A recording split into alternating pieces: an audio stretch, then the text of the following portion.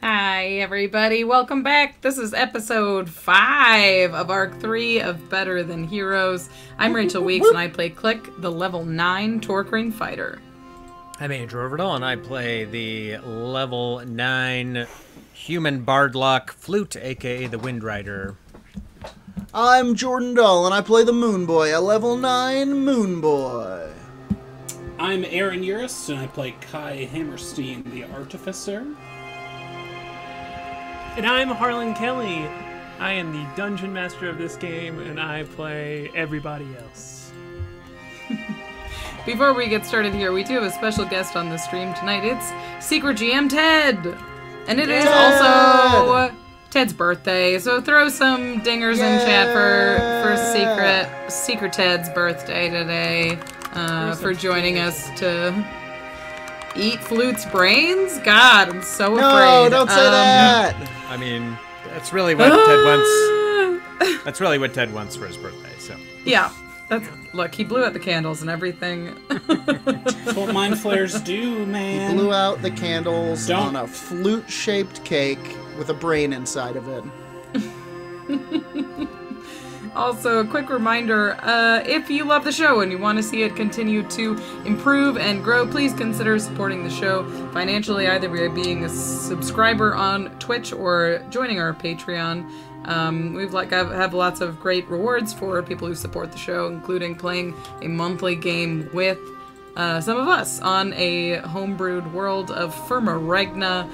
You may recognize it from Arc 1 if you've been listening for a long time. If not, go back and check it out. It's sweet. They're playing on Sunday. So consider tossing us some money. Help us pay our wonderful crew that make this show what it is. In just a few moments, we are going to play some 5e Spelljammer-inspired Dungeons and Dragons. But first, we got to thank our wonderful crew. We are live soundtracked by Jason Wardell, who you can hear on the keys. He has prepared some special Mind Flayer sound effects tonight, so keep an ear out for those. And we are also directed by Case Drury of Tiger Moon Productions. But most of all, this show is brought to you by you. It's by all of our subscribers and our patrons. So make sure you hit follow, hit subscribe, and consider joining our Patreon. And now, let's talk about what happened last time. It's last week's recap. Oh God. Last time on Better Than Heroes. Bushwhacking their way through the planet Garden on the way to bring aid to Klik's imperiled homeland, the crew found themselves suddenly confronted by a Mind Flayer vessel. The Dinger made to escape, using Flute Whimteaser's illusion magic to juke the ravenous Nautiloid, fleeing deeper into the realm of the Skull Goblin King. Aiming to evade the Mind Flayer's brain-smelling magics, Moonboy gathered the crew around the Dinger's helm, ready to use his amulet of non-detection to hide everyone's delicious brains. Some of the crew now beheld the ship's secret synapse helm, Dinghomnidris, for the very first time, but there was no time for questions as they watched and hid from the Illithids. After a while, the coast seemed clear and everyone dispersed. Just then, of course, the Nautiloid came crashing through the bramble wall, and the time for running was over. The Mind Flayers attacked, their guns disturbingly manned by Kreen soldiers. Rightfully disturbed, Klik drank a potion of invisibility and leapt onto the Nautiloid's bow. In an effort to strike a swift death blow to the enemy ship, Flute teleported himself and K.A.I. directly onto the Nautiloid's bridge. K.A.I. obliterated the Illithid captain and crushed their brain in his hands, but not before the captain paralyzed Flute with a powerful mind blast. As K.A.I. turned to aid Flute, 2 more Mind Flayers entered the bridge. One was none other than the crew's old enemy, Lord Osodo, the Illithid dignitary, from whom the crew had stolen a Nautiloid in the past. The other figure appeared to be Osodo's superior. There was no doubt now. This was not a coincidence. The Illithid Federation had tracked the Dinger here to exact some horrible brain vengeance. ambushed by some of the cruelest foes in wild space, paralyzed and spread apart, the crew was in perhaps the most dangerous situation of all their time together. K.A.I stepped in front of the paralyzed Flute and raised his shield. Klik sprinted up the Nautiloid's bow, and flying through space, it was the Moonboy's turn. Will the party escape with their brains? Is this fight even winnable? And did I go too far when I crushed that guy's brain in my Thunder Fist? Was that too much? Find out right now on Better Than Heroes! Yay!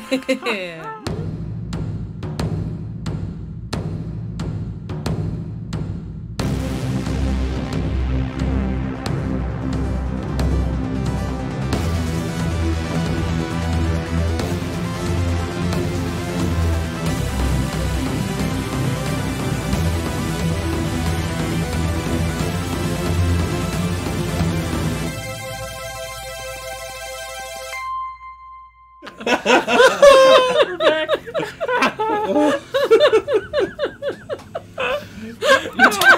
We're back. This is what Andrew does. Oh man, you all got a behind the scenes look at the giant salad. You finally Andrew got to eats see the every giant week. salad. The mythical giant But I salad. wish it was what Rachel said. Halloween candy with a spoon. Oh, so good. Okay, here we are, team. Giant salads aside. So we find the crew on the ship, the Dinger. Goliathan, the dwarven captain, is tucked away, wearing his cowboy hat, hidden in the below deck of the ship where he's manning the helm. Relic, the halfling gunner, and Goat, your Goliath bosun, are trying to fix the ballista that was shattered by bolts shot at you by the Kreen manning ballistas on the Mind Flayer ship. Gluck is also there helping them. The Kreen, the young Kreen, who is from the same Jadorian, the same planet as you, Klik, Jadorian. They're trying to fix the ship while the party is split. Moonboy, you are floating halfway between your golden ship and the Mind Flayer ship. You can see like the tentacles are reaching toward your ship. Klik, you are invisible on the bow of the Mind Flayer ship, this kind of like front part of it right there, walking through the tentacles themselves.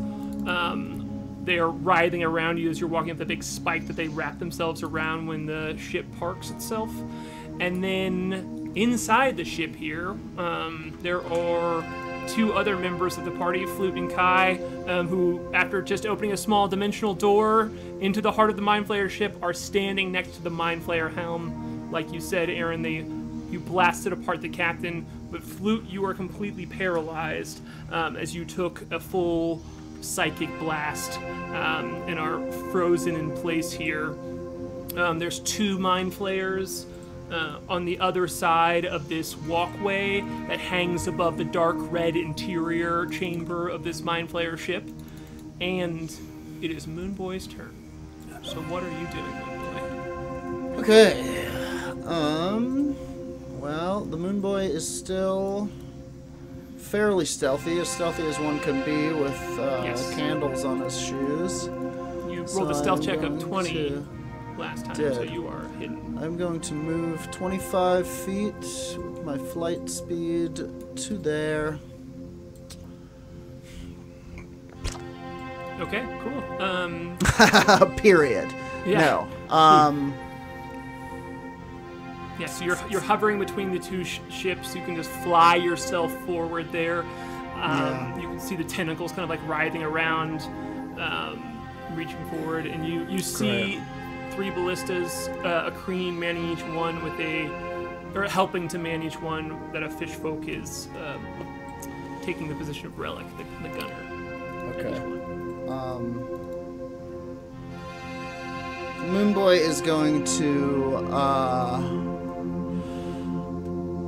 cast slow on all of them. Okay, cool. So, yeah, he kind of waves his hand, and there's this weird ripple in the gravity, as though the ghost of an enormous planet has just moved past all 6 of these gunners.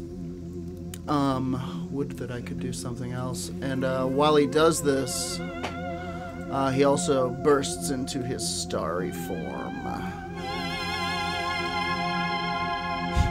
It sounds like that. It rules. So good. Jason Wardell, everybody. Jason Wardell. Between the slow and the burst of the starry form, just a reminder that Jason Wardell is live much soundtracking his show. Eat my shorts every other D&D podcast or any other podcast. You don't have Jason. Whoa, the gods. I just want to make My sure... favorite murder. Suck it. Yeah. I just want to make sure that I can't see the additional mind flayers that came out. No, the only thing that you can see right now are 3 fishfolk and 3 Kreen. I will say there are 2 fishfolk that are outside of the range there that are 125 feet away. The range of this. Oh wait, but I think the 40-foot cube. So never mind. Yeah, no, I forgot to add that edge. I think there. I can. So you absolutely can get all of them. So they will need to make wisdom saving throws. They will need to beat 17? All right, cool. 16. No. They all 16. save. All 6 of them beat that 16 there. Really? Yes. Yeah. They rolled for it. I've got Secret GM Ted in the background here rolling the dice for all saving throws for those baddies, and they have all saved. So is there any effect on them with the slow spell if they save, or is it just nothing at all? Pretty sure it's a save or suck. Cool. Yeah, so that's it. Yeah, so Moonboy, you snipe this shot, you move over there, you see the spell fly out, this like stream of white light kind of like swirling and slowing things around at it, and it smashes on the ground, and you see all 6 of them kind of like bear down for the spell and then look up simultaneously, all in line together, and just look back up at you and grab the ballista shooters and themselves as well, as they seem totally unaffected. Wow. Ted's rolling birthday dice. Rats. Cool. Would you like to do anything else on your turn? Yeah, there's a lot of things I'd like to do, but no, that pretty much did it. Okay. Great. All right. Yeah. So Moonboy, yeah, you see that spell take no effect as they just all look at you, kind of near zombified in absolute unison, and it is going to. We now go back into the interior of the ship here to this red-lit, pulsating, fleshy room. And I did that one on purpose, I'm sorry. And Flute, you are stunned in front of this helm. K.A.I, you are standing between the Mind Flayers and Flute. And I will put their tokens on their board here in just a tiny little second. But I'd love to hear what you would like to do. Is it my turn? No, I'm sorry. It's the Mind Flayer. Oh, God. No. I'm sorry. It is... Oh, that would have been nice. Oh, I got so excited for a second. Oh, Yeah. really? Lucy pulling the I don't know football what over here. I don't think I would have been able to, fix it, but No. it would have been nice to do something before they kill us. I truly did that thing I do often, which is treat the NPCs like actual people. And I was like, yep, it is their turn right now, so they are going. But yeah, it's going to be thing you do. Yeah, that thing I do. It's going to be Lord Asoto's turn up here first, and he is going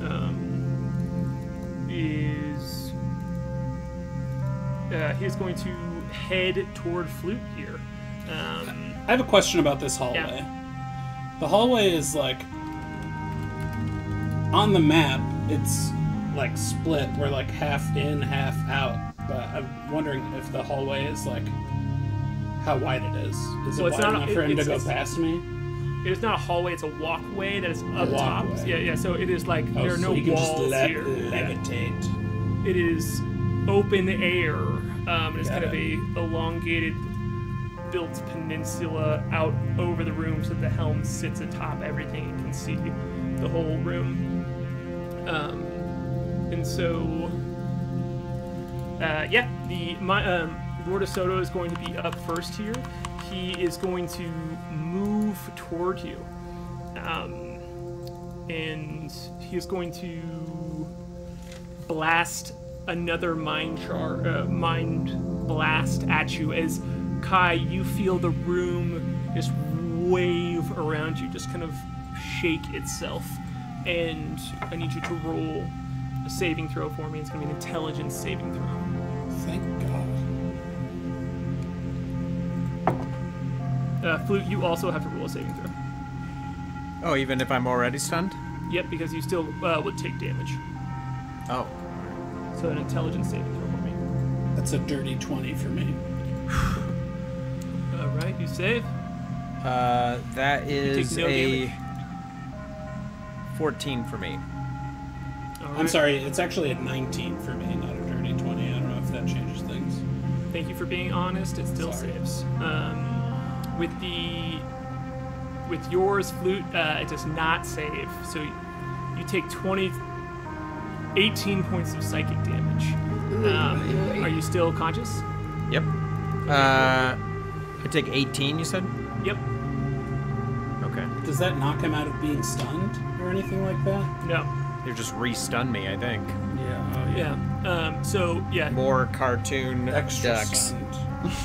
Additional ducks. There were 3, and now there are 6. No! And they They look have stunned. little Cthulhu tentacles. Okay, Mind Flayer rubber duckies though, cute. I'm for it. That's I pretty think good. I gave Kai Bardic Inspiration before we You did. Door, That's right, you did. Thank Great. you for reminding me. What dice is your Bardic Inspiration now? It's a D8. Okay. Great. And now it is going to be the other Mind Flayer's turn, who is not Lord of Soto, and he is going to try and move past you, Kai, and go. He is going to move right on past you and step next to. He's going to move between you and Lord of Soto.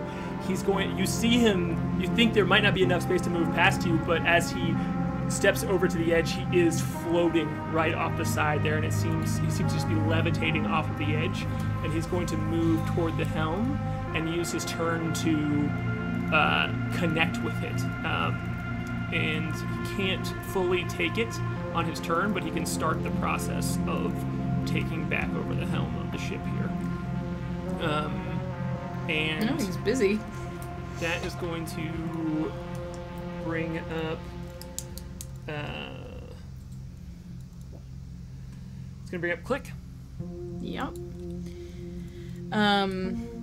Click, click, click, click. Yeah, so this is... Gosh. So the way that the front of the ship is built up, it's like multiple layers. I guess I'm invisible, so it doesn't matter. We're going to go... my full movement, we're gonna move 40 feet to here. Okay. And can I get a better look at the people on the deck from here? Because I couldn't tell before how much of them were like possessed. Absolutely. In fact, you were standing kind of in the mouth of the lower part of the ship, and this is not guarded at all. It's just kind of like open, and you can see that there are. It again has this like red glow to it, and there's almost nothing. It's just a dark hallway that leads into the ship here. And So that's a door into the ship that I'm standing next to, yes, yeah. and I can't see what's going on at the end of the hallway. Correct. Yes. Okay. So you would be walking into the darkness, but you can see the like patio that has these 3 ballistas on it that were the Kreen Yeah. and the. You would have to climb up the ship, but it's easy for you to jump up there. Okay. This is as far as my movement is for now. But can I see if the people on the deck are still possessed? Do they look like the fish folk from before? Absolutely. You've moved close enough now to have a good look at them. I just can't brush past the moment of Klik like standing there invisible on the front of a Mind Flayer ship as all of these tentacles are just writhing around her. Yeah, for sure. It's So give me that perception check, if you could. dirty 20. All right. Oh, 21. All My six. perception's better now. Oh, good. You're grown up, Klik. You've learned some shit out here. All 6 of them are moving in such perfect unison, and you can see all of their eyes have this like milky white layer over their irises that you know that all 6 of them are being mind controlled. Okay. And from our experience with them last time with the Kuatoa, we when we took out the Mind Flayers, that's how we broke the hold on them last time, correct? Yes, that did seem Great. to work. Yeah. Okay. Once all of the Mind Flayers were defeated, I will say. Yeah. Yes, yeah. I think I might. So I was here. Oh, I'm like so short. Okay. Is this like tunnel down here? Is that like a glass thing? Is that a door that looks like I can open, or is it just In front of you? yeah, that goes into the it is just ship? it is an open cavern. It is this red glow that your vision can go about 30 feet in, and the last nautiloid that you went into had kind of it had barrels and crates and storage in there, and this does not. It is just this open, dark, red and black hallway. Okay. I'm going to use my action, and I'm going to huck a chatka at the closest ballista, at this guy on the front here. Absolutely. And Shoot that shot. yeah. That is going to be a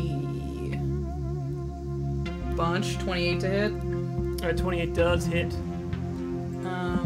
That does 9 damage.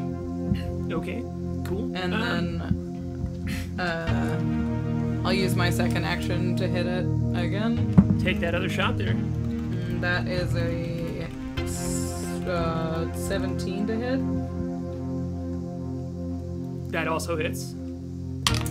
Whoops. And that is 12 slashing damage. Cool, so that's 19 damage altogether.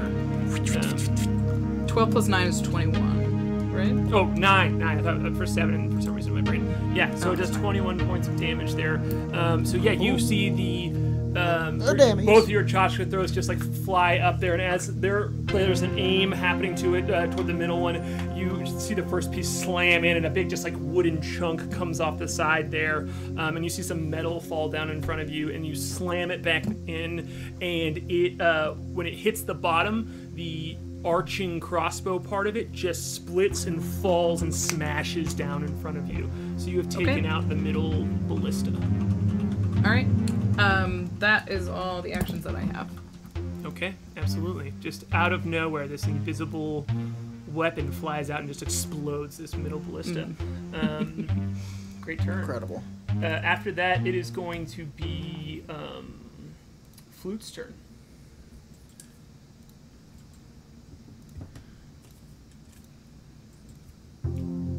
Does Flute get to save, or?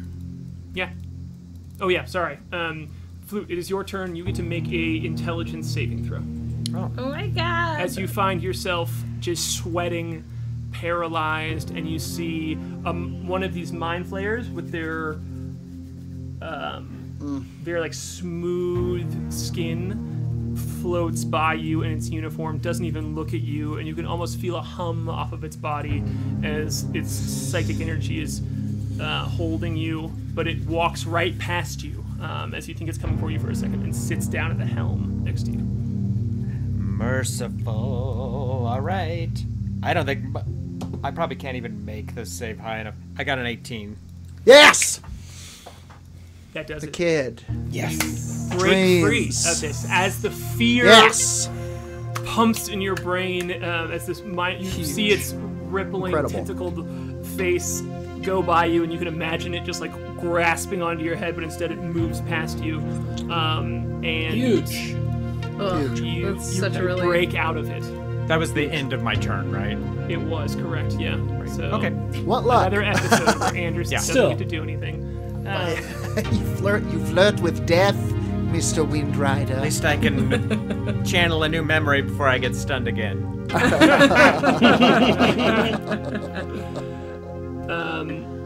This it is now the Dinger's turn, and you're going to see it move 90 degrees. Dingo Nidras! Jet toward the ship here. Okay. So it is going to get to move 100 moly. feet. And it's going to be right up there next to it. Yeah, battle jam. Ooh, ramming speed. Ramming speed. Then you hear Goliath of the walkie-talkies go, "You all better do some damage, because we can't do much." And you can hear a little bit of worry in his voice as he is literally just going straight for these riding tentacles that, even though the ship is not being piloted, the tentacles are still just kind of riding there absently. That's going to bring up one of the... Oh no, that ballista is broken. You see two, both one of the Kreen and one of the fish folk are trying to fix the broken ballista, and I'm gonna roll for that real quick. Oh, they both fail. God, I got a 6 and a 9. Incredible. Great. As you just see them kind of like trying to put wood back on there without doing anything to it. They're just pushing it on. It's going to bring up Goat and Relic, who are also going to try to fix your broken ballista. I'm going to roll for them. Come on, Goat for baby. This. I You got can a 10 and a 6. No. No! You know, I will give Goat advantage on this because she's literally the bosun, and this That's is actually literally her job. Okay, Yeah. okay. I got another 6. So it is splintered in half, and they're making some progress. Like they're getting, like Goat takes off and starts to go get some, like smashes a barrel apart, and like comes back with some wood, but she is unable to do anything with it this turn. That's gonna bring up another ballista shot though. So Ted, if you could take that shot at the ship for me. Flute, you see one of the fish folk just like turn as the Kreen reloads it, and it shoots and slams into the ship, and it's gonna hit. You mean Klik, right? No, it does not. It does not shoot at Klik. She's invisible. Can't They don't know see she's me. there, so they're shooting the ballista bolt at the ship itself, especially because it moved forward here. So it slams in the front there and does damage to it as it like breaks forward the front of the bow and does 48 damage to it. So Andrew, if you can mark that off, We gotta get one of these ballistas. You almost hear Klik. You almost hear Goat moan as there is such a loud slam and burst in the front, and you see even a part of the dinger kind of like falls off there, and there's just this big gaping hole on the front left side. 40, you said? 48. 48. Okay. So it will have passed one of those thresholds that you gave it, right? Yes, absolutely. So it's Specifically told Goliathan to keep the ship safe. He's trying to help. it's down to 238. So Andrew, could you roll a d10 then? As we're going to do I have a chart for could be a a 6. mishap here. What was it? 6. All right, cool. With a 6, you see the ship, one of the front sails, or front mast bends just a little bit with this piece that has fallen away, and the front sail just kind of like comes untethered and flies up and away, and so it's going to have difficulty changing direction until that is fixed, as one of the sails is damaged as a result there. That is going to bring up K.A.I. We are back at the top of the initiative order here. Okay. Man, I like how this head mind flayer was like, I will be the one to exact vengeance, and then goes over to try and start driving the ship. I will not be denied vengeance. I'm driving. He didn't provoke an opportunity attack from K.A.I when he left Kai's melee range to get under the helm. No, Right, he you went should've. around me. Yeah. Oh, I didn't know that he went that way. He had to go. He had to go between you and Lord of Soto, and then away from you down the hall. Oh, I thought You're he right, like, floated around it. He did. That was just more for he's able to move past you. He still would take an opportunity attack, but he could walk in the space that wouldn't quite fit two people. You're right, Andrew. I missed that. Kai, if you'd like to take your reaction, I will happily give you a chance to use your reaction to do damage to him. My last yeah, okay. I mean, I guess there's no reason not to. Yeah. I blast him. I guess it has to be a melee attack. I punch him. That's 25. All right, that absolutely hits. He takes 11 points of thunder damage Blast that and guy. has disadvantage on attacking anyone except for me. All right, Huge. cool. Yeah, I like that flavor-wise as what helped Flute get out there as this kind of regal mind flayer floats past both of you to connect to the helm. He just gets punched in the back of the head and kind of like spits out some black ink. I give him like a go-go gadget fist. Yeah.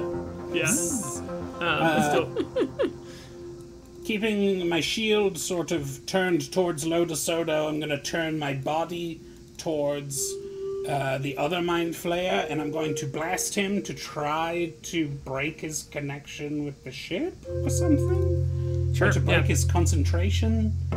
absolutely, go See for what it. I can do. Fire! That's going to be a 24. All right, that absolutely hits. Right. And I will tell you, there is a damage threshold that you don't know that you have to do here in order to interrupt his connecting with the ship's helm here. Alright. So I'm kind of like telling that to the audience of Aaron needs to cross a certain damage threshold in this one turn. It does not stack in order to break his connection here. All right. That's going to be 14 points of force damage. All right. And does it look like it had any effect on him, or is he still just creeping You around? got to make the call. Yeah, you got to make the call on because it's all damage on this turn. So it I'm needs just to, asking about his reaction to being shot. You don't have to tell me mechanically whether it worked or not, but like, I mean, yeah. So you're shooting the blaster at him. yeah. Yeah. So it blasts into him, and you just see him like gripping this as tight as he can, like even looking at you all. And there's like a purple spark from the chair and from him, and he even knows that this hit is coming, and it hits him, and he's still holding on there. Like he took damage. He's there. Okay. You don't know if he's connecting to it or not, but I don't know what's going on, so I'm going to blast him again. go for Blast it. that guy. That's going to be a 18. That also hits. Yeah. Okay. Alright.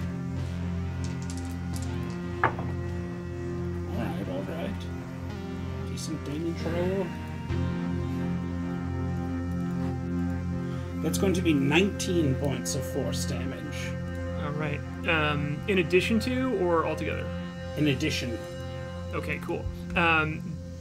So 14 and 19 is 23? 33. No. 33. 14, 19, 33. Okay, 33 is the threshold. There you go. So you see with that, yeah, as it was pointed out in the chat, that definitely counts as damage.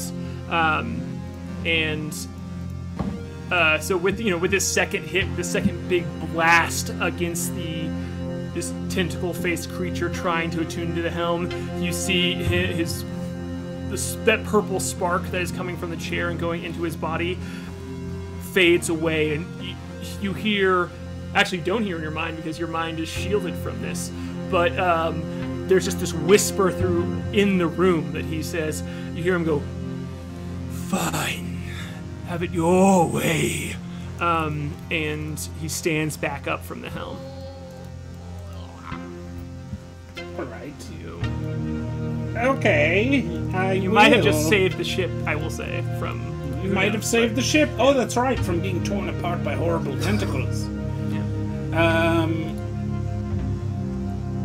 I am going to... I should have done this at the beginning of my turn.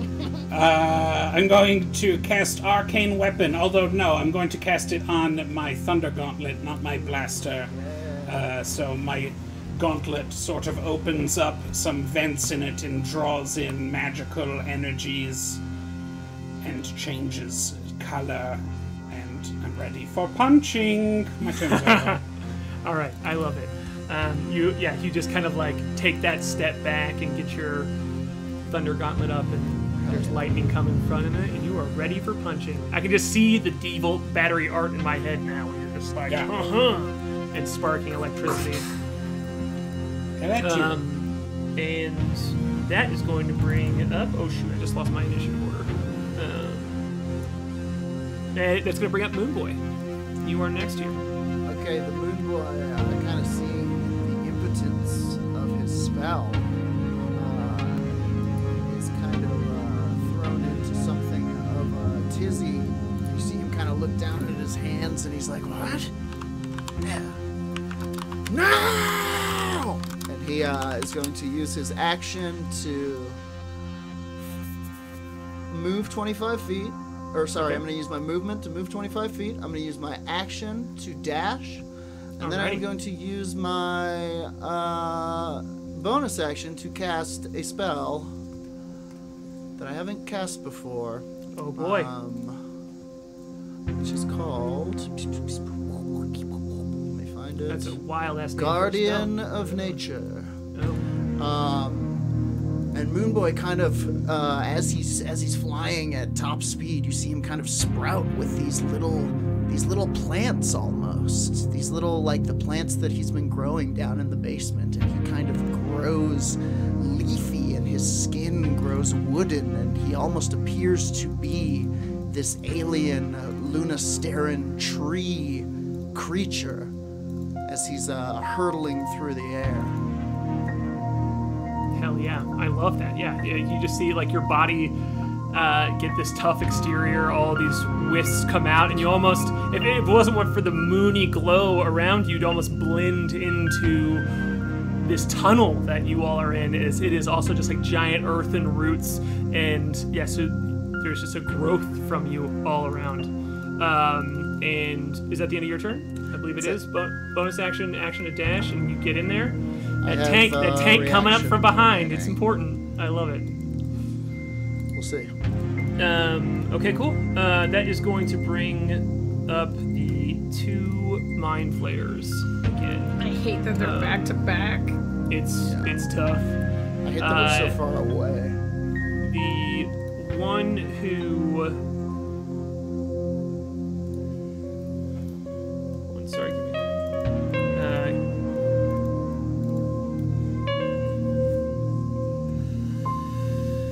Okay, Kai, because he's going to step off of the helm and move toward you, since you knocked him off this helm, and you see he just kind of like floats over toward you and then moves very swiftly, and his tentacles jump up and lash at your body. And he's going to attack you, and it's going to be a 26 to hit. Oof, that hits, but I'm going to use my reaction and cast Shield, and that will make my AC a 27. Oh boy. I was gonna say it was. Holy shit. Don't know who you're messing with, brain guys. Never.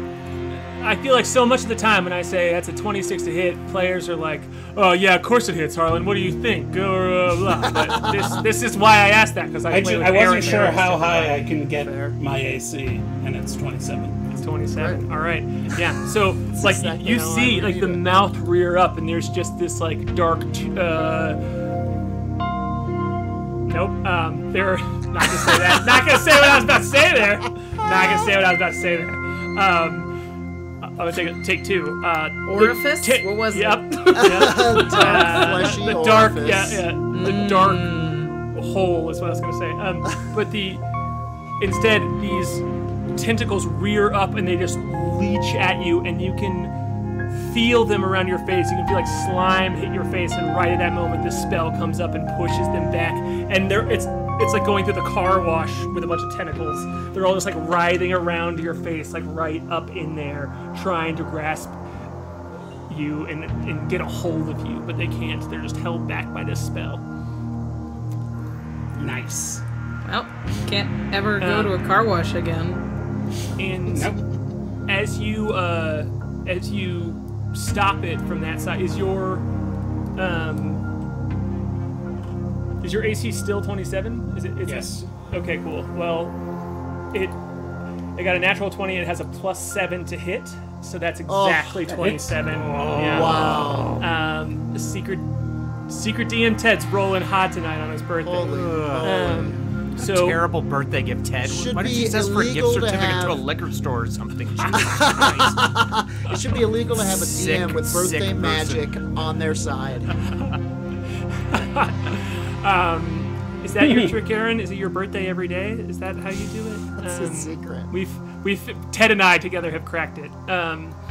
So you're holding back these tentacles up front with the magic, and you've stopped it. And behind you, you just feel tentacles grab the back of your head and the back of your neck and pull your body around. And you see, and they've got a hold of your neck and your head now. As Flute, you can see one of the Mind Flayer's faces is just pressed up against the side of K.A.I's face and is holding on to it. Wait, which one? The Lorisoto specifically has come up behind you. So this is the gun second that. Mind Flayer attack? This is the Yes. second turn? This Okay. is the second Mind Flayer attack. And it's 20 points of psychic damage, and you're grappled by the tentacles. Okay. Psychic hickey. Oh.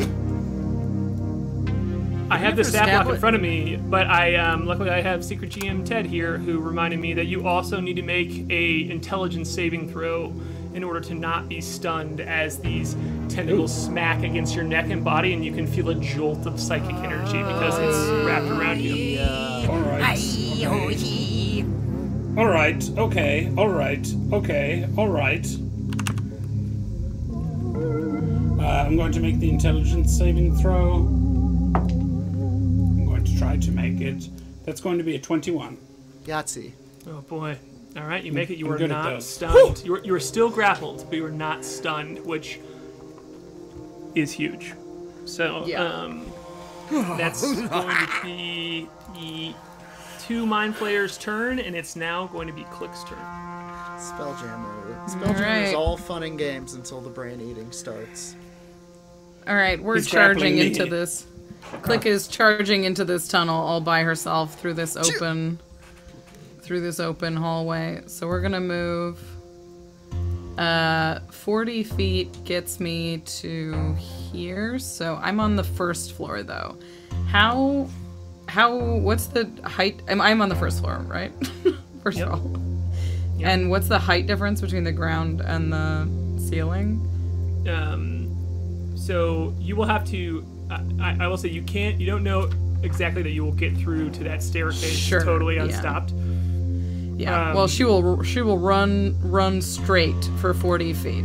That's what. So Okay. she can only get to here. Okay. Cool. Yeah, you are just like you plunge in the dark here, and you can see. Do you have blind sight? I mean, do you have dark vision? Yeah. Okay, cool.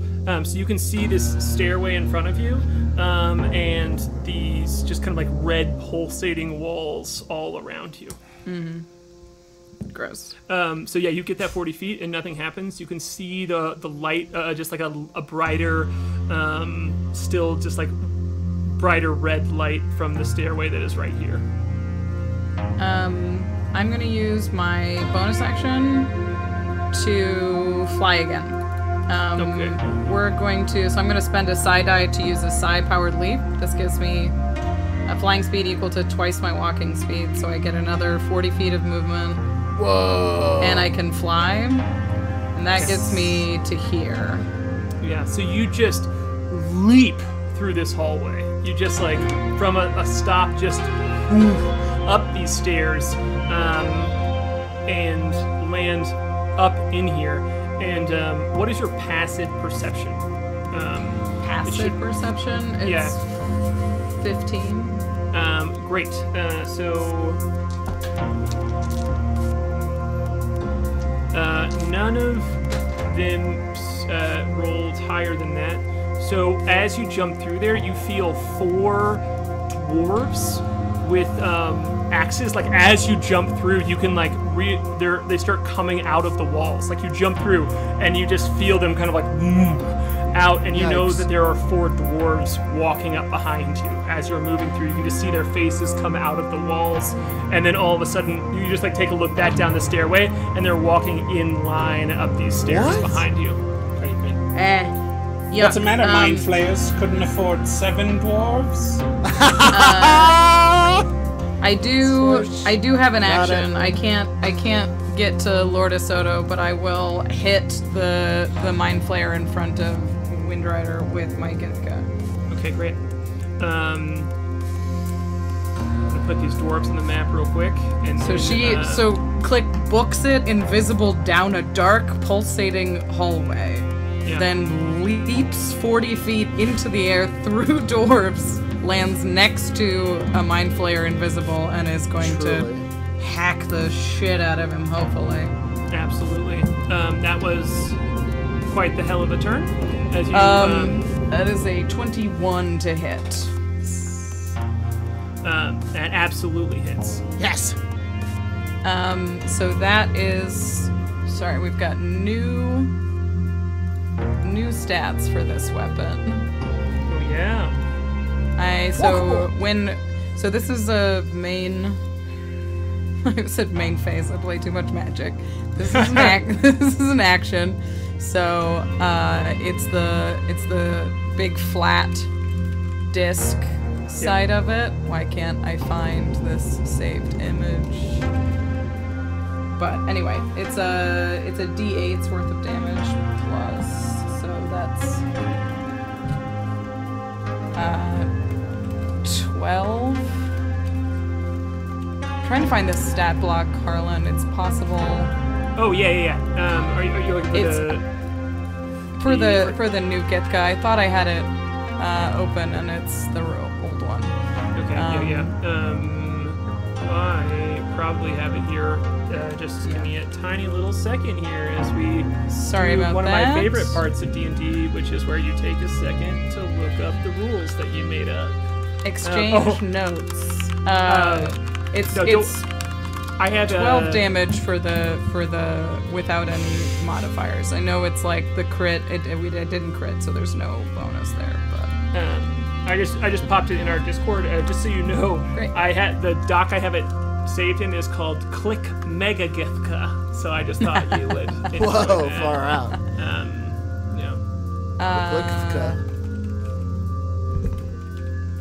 Great. I didn't crit, so it's just the 12 damage. And I'm gonna use. Can I? Yeah, I guess I might as well. Yeah, chat is popping off talking about bugs right now. I can't have it open anymore because my internet's been so sappy. It's the Klik chat. Every Klik turn, only bug talk. Only bug talk, yeah. Cut it off once it's done. Cut it off once it's done. Yep. But then bring it back very hard when it's returned. Yeah, so you have the bottom that does the flame damage, and the top that has that special action. If you crit on it, it does like a bunch of psychic damage and adds another ability to it.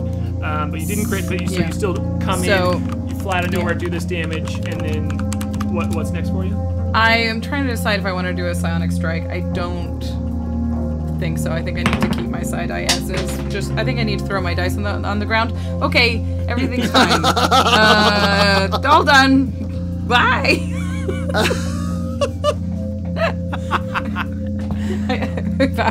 You just sink vertically down. Bye. Also, just a reminder, Klik, I just think it's fun to note that as you come launching through this hallway and up to this platform that's way high in the air, you do just like jump over the body of one dead Mind Flayer that is the captain that is just like... She's like, yeah, there's like a hole in its chest that you can see. Oh, wait, did you grab its brain or its heart? I can't remember. Brain. Kai. Brain? Yeah, so it's like there's like a hole in its head that you can just see like a Mind Flayer head is just like split open. So yeah, are you doing another attack? I have used my bonus action, so I'm good. Okay, cool. All right, that is going to bring up. Finally, it is this group of dwarves' turn. This one here is. Did I get skipped? No. These dwarves are between you and Klik, and they just have not gone yet. Okay, all right. Sorry. Yeah. Just I to clarify, thought it did was the these dwarves like T-1000 melt out of the wall? I will say Moonboy was not there, but that is a good question, Jordan. So let's have Klik roll a oh boy. Let's have you roll just a straight up perception check here. How's your peripheral vision, Klik? Yeah, as you zoom past here. Probably decent. You got big Probably ol' eyes. okay. She's got Yeah. big ol' eyes. This is 14, unfortunately. She has what, like 200 eyes? Yeah, they seem to be come out fully formed. You know, they didn't come out of goo. They maybe were encapsulated in the wall and then Urukai let style. out. Yes. So this one is going to push past his friend here and is going to dash as he needs to walk all the way over here. And then walk all the way over here, and then go up the ladder. But he is going with his dash. He is going to be able to get right behind Lord Asoto. And then the other one is also going to do. This one is going to do the same thing, and he is going to. So he's going to be stuck on the ladder. It's going to be right there, but we'll be able to move up there on his turn. And then now it is Flute's turn. Great. How high is that ladder off the ground? Each ladder, it takes 5 feet to go up, so each level is 5 feet above the other. They didn't attack. They didn't attack. They had to both dash to get up to the top level, but they are rushing this top level, and Klik is already up there because she has that huge jump. I'm gonna look at K.A.I, who's like got these tentacles wrapped all around his poor head. I'm good. And I'll ask, like, do you want to go back to the... And also, I don't know the Klik's in the room. I just saw this other mind flayer just get absolutely rocked by nothing, apparently. Can I do a, just for funsies, can I do, like, a perception check to see this kind of attack that hit?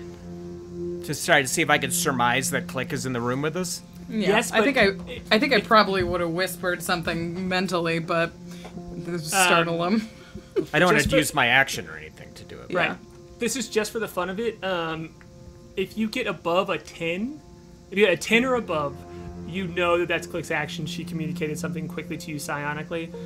If you get under a 10 on just a straight roll, you can add your perception to it, but under a 10, you have absolutely no idea what this attack is, and you just see this mind flayer get slashed from behind, and it could be absolutely anything. So, Predator. Terrifying, actually. Yeah. Great. right. Kind of is a predator.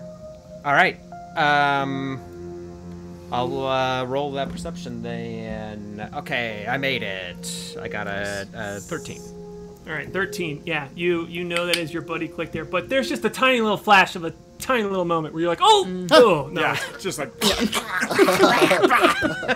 Yes. You ask if we should go back, and Kai's I'll like, look we at can't Kai go up back. there. Klik is here. Are you sure this could be our chance? We all need a minute to find the mind flares. I like can't quite understand what he's saying. I'm like, Yeah. Just to reiterate, you can't understand what he's saying because a mind flayer's face is pressed against his and his head's wrapped in tentacles. It's like we're kissing. I'm like, Don't hate the Flayer, hate the game. okay. Okay, You can mute okay. Aaron. Tell it his All turn. right. All right. Aaron. Flute's going to uncertainly, like, realize that Klik's there and Kai's there, and then I'm going to lunge in between these two mind flayers, and you hear this sping as my metal belt buckle flips from Flute to the Windrider side, and my one remaining eye occludes and turns black, and I draw the the magical sword that we took off of Sailor Moon style. a bad guy known as Ventress. It was Ventress' sword, but now it is the Windrider Sword. And I am going to point it at Lord Asoto, and I'm going to slash the air in an upside-down star and mutter a spell, and you just see a shadow of the upside-down star, like, fall on him as I bonus action cast Hex on him. And I'm giving him disadvantage on Wisdom saving throws. And then I'm going to slash at him with the dagger. Okay, that is officially the coolest thing. That was very cool. That was very Does a 23 hit? Yes. Right. So Moonboy's not even there to see that. But I think this is a moment for Klik to be like, is Windrider cool? That's what I've been saying. Does an 18 hit? An 18 does hit, yes. Do it. So he's going to take... he's going to take 25 points of magical piercing damage. He's going to take 1 necrotic damage. And I'm going to spend a Bardic Inspiration die to do a mobile flourish where I'm going to zap... Shit, I just pulled a Klik and threw my dice right up the table.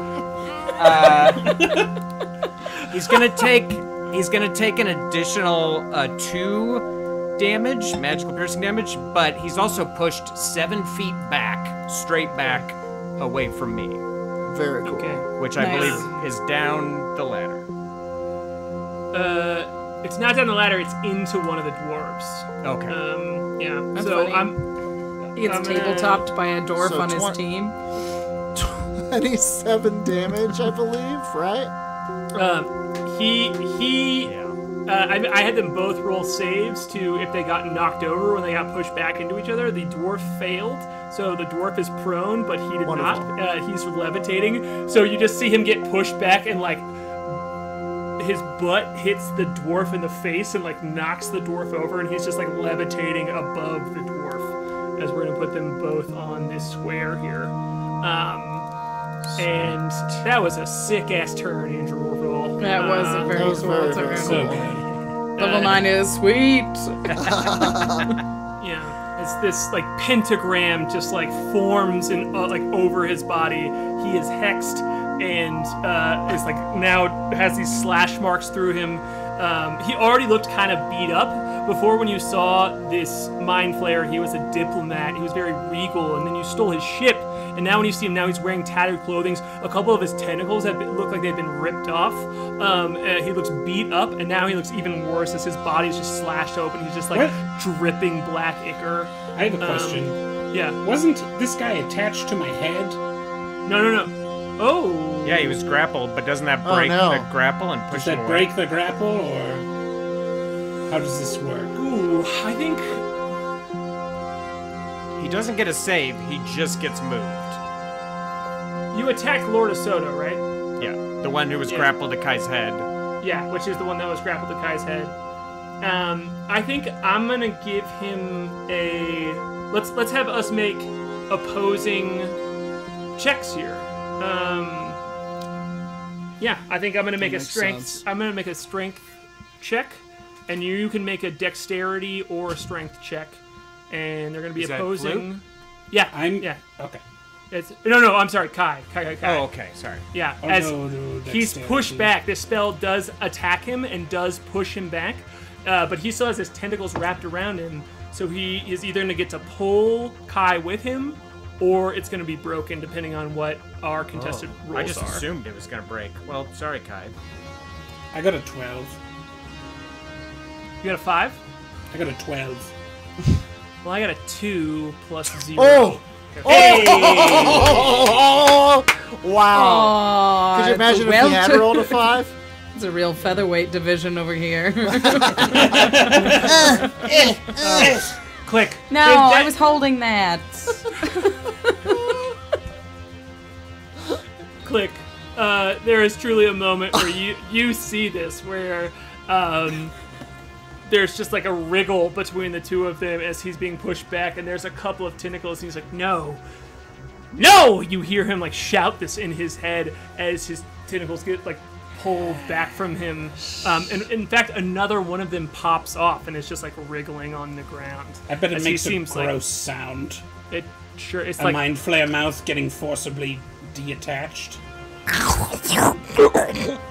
Oh, God. Oh, it was so much grosser than I imagined.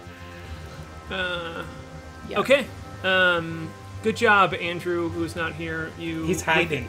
With the pentagram / you successfully disconnected K.A.I from the Mind Flayer. Huge.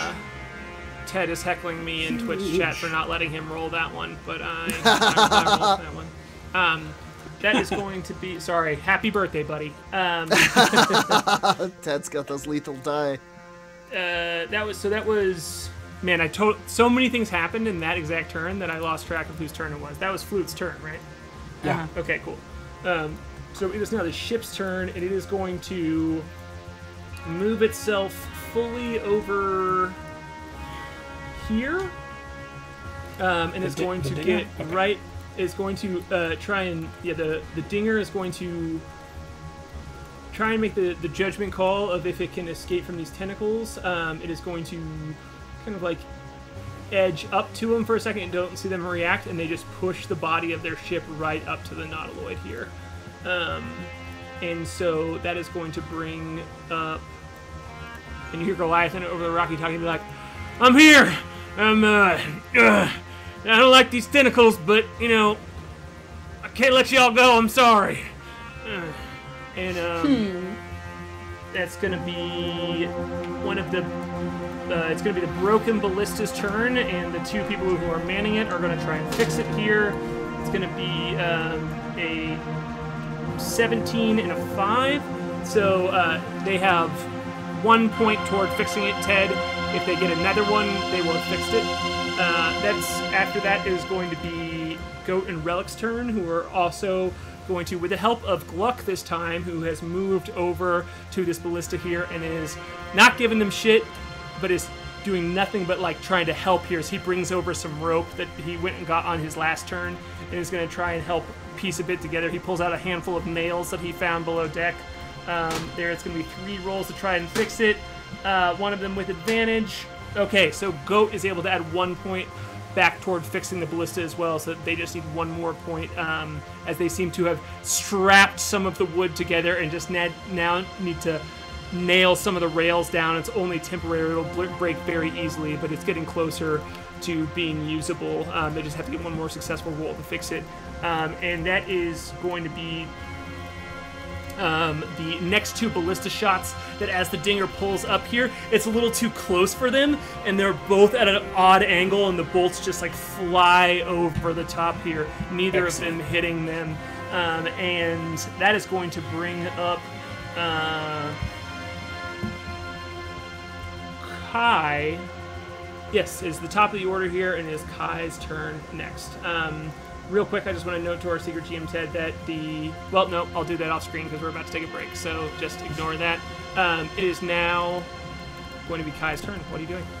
K.A.I. is going to turn towards the, not Lord Osodo, the other unidentified Mind Flayer, and he's going to hit him in the face as hard as he can. Okay, cool. Yeah, with your Artificer lightning fist, you can just take a swing at his tentacle face here. And what do you get? It's a 26 to hit. Yep. All right, that absolutely hits. All right. That's going to be. And so 15 force damage plus 6 lightning damage. Yeah. All right. 21. And I'm going to hit him again. I hit him with a sort of a right cross, and then I hit him with like a spinning back fist as my whole torso just whirls around. Yes. Yeah. So as this one Mind Flayer gets forced off of you by Flute, you're now back in action, 2 arms up, and you just your torso spins around just with both of these punches as the lightning connects to him and goes throughout his body. You can see all of these weird organs that are in different parts that seem new and like unrecognizable. There's like a star-shaped one place, and there's just like big weird sac that goes up one side, and it's illuminated by the lightning that courses through his body from these punches. And when you connect on that last hit, his body just kind of like ripples and falls apart and turns to mush in front of you as that Mind Flayer is dead. He's dead. Boo. Yeah, that Mind Flayer is defeated. Kai, you have defeated your second Mind Flayer for the day. Excellent. I think with that victory, with that downing of that Mind Flayer, we're going to cut to break real quick. It's still my turn, though. Oh, then what do you want to do? Let's finish off. No, it's okay. I can take the other half of my turn after the break if you want. Let's absolutely finish off your turn as you I'm going to smash this Mind Flayer. Step forward in front of Flute, and I'm also going to hit Lord Soto as hard as I can in the face. Oh no! Wait, I hit him. Wait, did the first guy died after from my first attack, right? Yeah. Yeah. Okay, so I didn't make my second attack against him. Yeah. Roll your dice here for this attack, real quick. But as you move toward Lord Soto, he's like, he says like in this like low hiss, is like, you have wrecked everything we have worked for.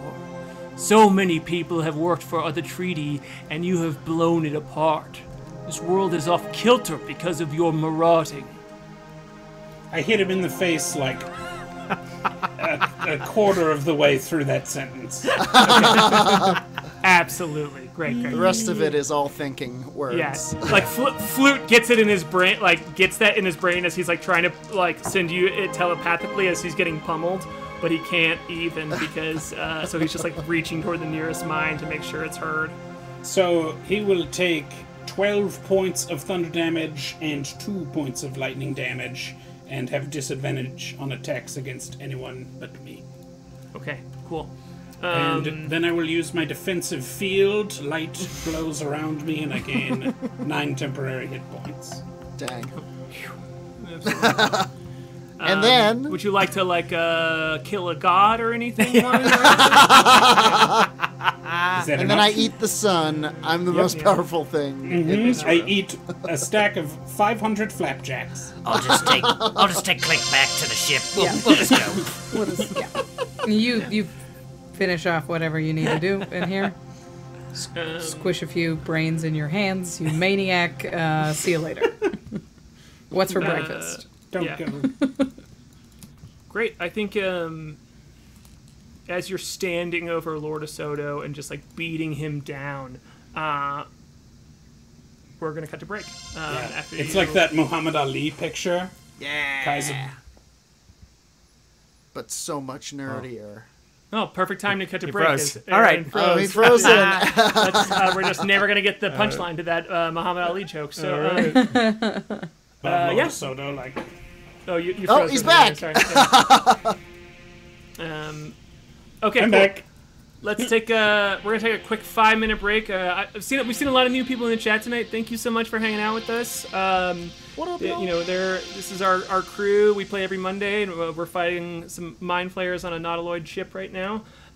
We take a break halfway through our stream so we can drink, so we can pee, so we can drink, pee, and then we'll be back in 5 minutes to finish off the rest of this fight.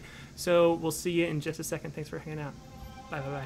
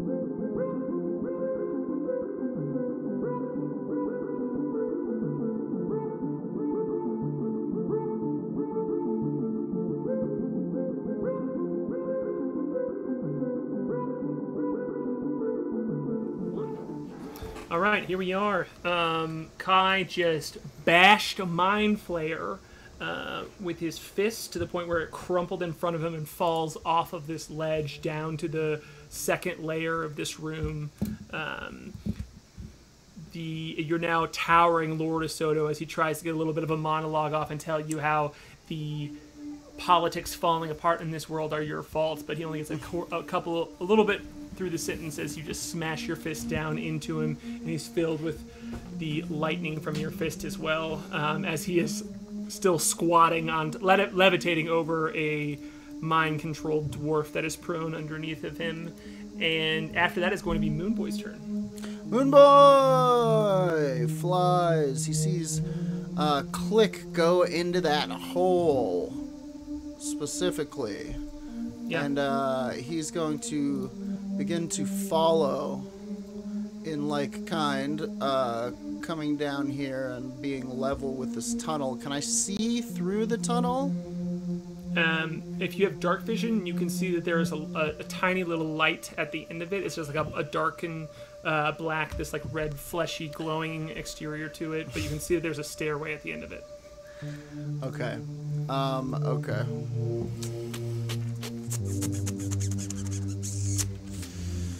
I mean, I guess if I want to do anything in this fight, I'm gonna have there to are dash. still the gunners at the top of that balcony there. That's true. And the ship is not looking good. Is the In ship fact- not looking good? Roll a perception check, just in general, real quick, as you are all your compatriots are on the ship, and you're just doing a quick like reading of the scene here, as you are the last Sure. one to go in here. Yeah, a little sep show. Ooh, that's a natural 20. Ooh, all right, okay. With this, you know the ship has taken major damage, and you can kind of like see it teetering a little bit here as it is going to have trouble maneuvering, but it doesn't seem to be captured at all by the tentacles of this ship. And you, with a natural 20, because you roll a natural 20, I will give you this as well. It seems like all 6, the 3 Kreen and the 3 fish folk that are on the balcony of this ship are abandoning their guns. You see the fish folk step out and like unlock himself from the ballista, and they are all moving toward the interior of the ship. Oh, whoa. Okay. Okay. Yeah, the Moonboy is going to dash. Obvo. Actually, I think he makes it to there. Shoot. That's kind of all he can do. Shoot. Why aren't you faster, Moonboy? Yeah, that's it. That's all he can do this turn. Jordan, person to person, I empathize with the frustration you were feeling of being boxed out of this fight. As a evil DM, I never get to use distance as an advantage because Klik can just move everywhere. I understand. So there's a little tiny piece that. of my heart that feels happy about zoning you off. But It's okay. I'm sorry gonna have admit to. that. I will adjust for this in the future and be more powerful than you could possibly imagine. So. I honestly felt a little fear when you said that. So just so don't know if I can we're do just it. sharing It's a here. fool. Just This so you isn't know. even my final form. I'm not even left-handed. So, These are all good turn. It is now Lord Asoto's turn. And he's going to look at you, Kai. And he's already used his Mind Blast. Ted, would you mind rolling a d6 to see if he gets his Mind Blast? All right. With that, he's going to recharge his Mind Blast and look up at you. You, Flute, Klik, and Kai. He has the can't cone. see me. Oh, well, you're still in I'm the in cone. the cone? He's still Yeah, it's like a blasting it. So stupid even though Devastating. blast. it is a cone blast. So he's only shooting at Kai and Flute, but he does not need to see you. It is an area effect. So I need all 3 of you to make intelligence saving throws.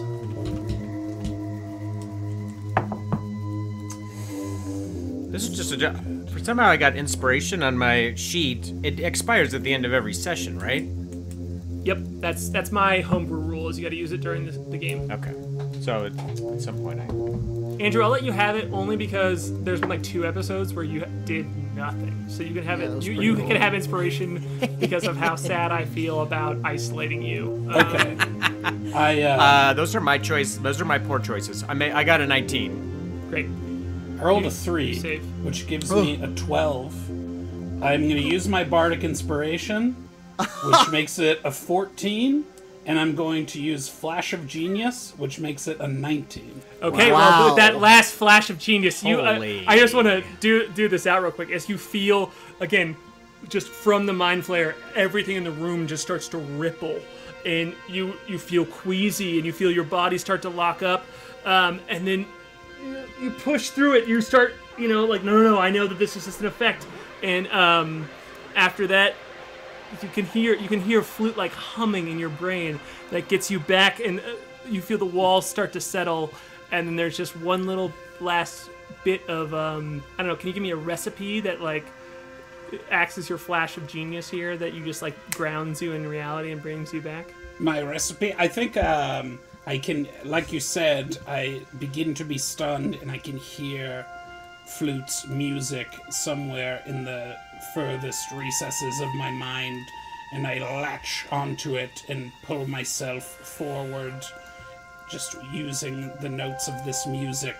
And then as I look closely at the notes, I can see them turn into math and magic, and I follow those pathways back to reality. Man. And, there goes gravity. Okay. Episode title: Math and Magic, baby. That was a really good line. Yeah, there you go. Yeah, so you are grounded here again, standing in front of Lord Osoto as he thinks he got you. You can see his dark, beady eyes like glimmer and bulge for a second as this blast comes out, and his broken tentacles shake, and he sees you kind of like come back, and he shakes his head and goes, "No!" And it just hisses out of his mouth. And but Flute, what did you get? Thank you for that. I got 19. Inspiration, Flute. 19, so you succeed as well. And then Klik, what did you get? I rolled a 5. No! And then I used Indomitable to reroll a saving throw, my new ability, and then I critically failed.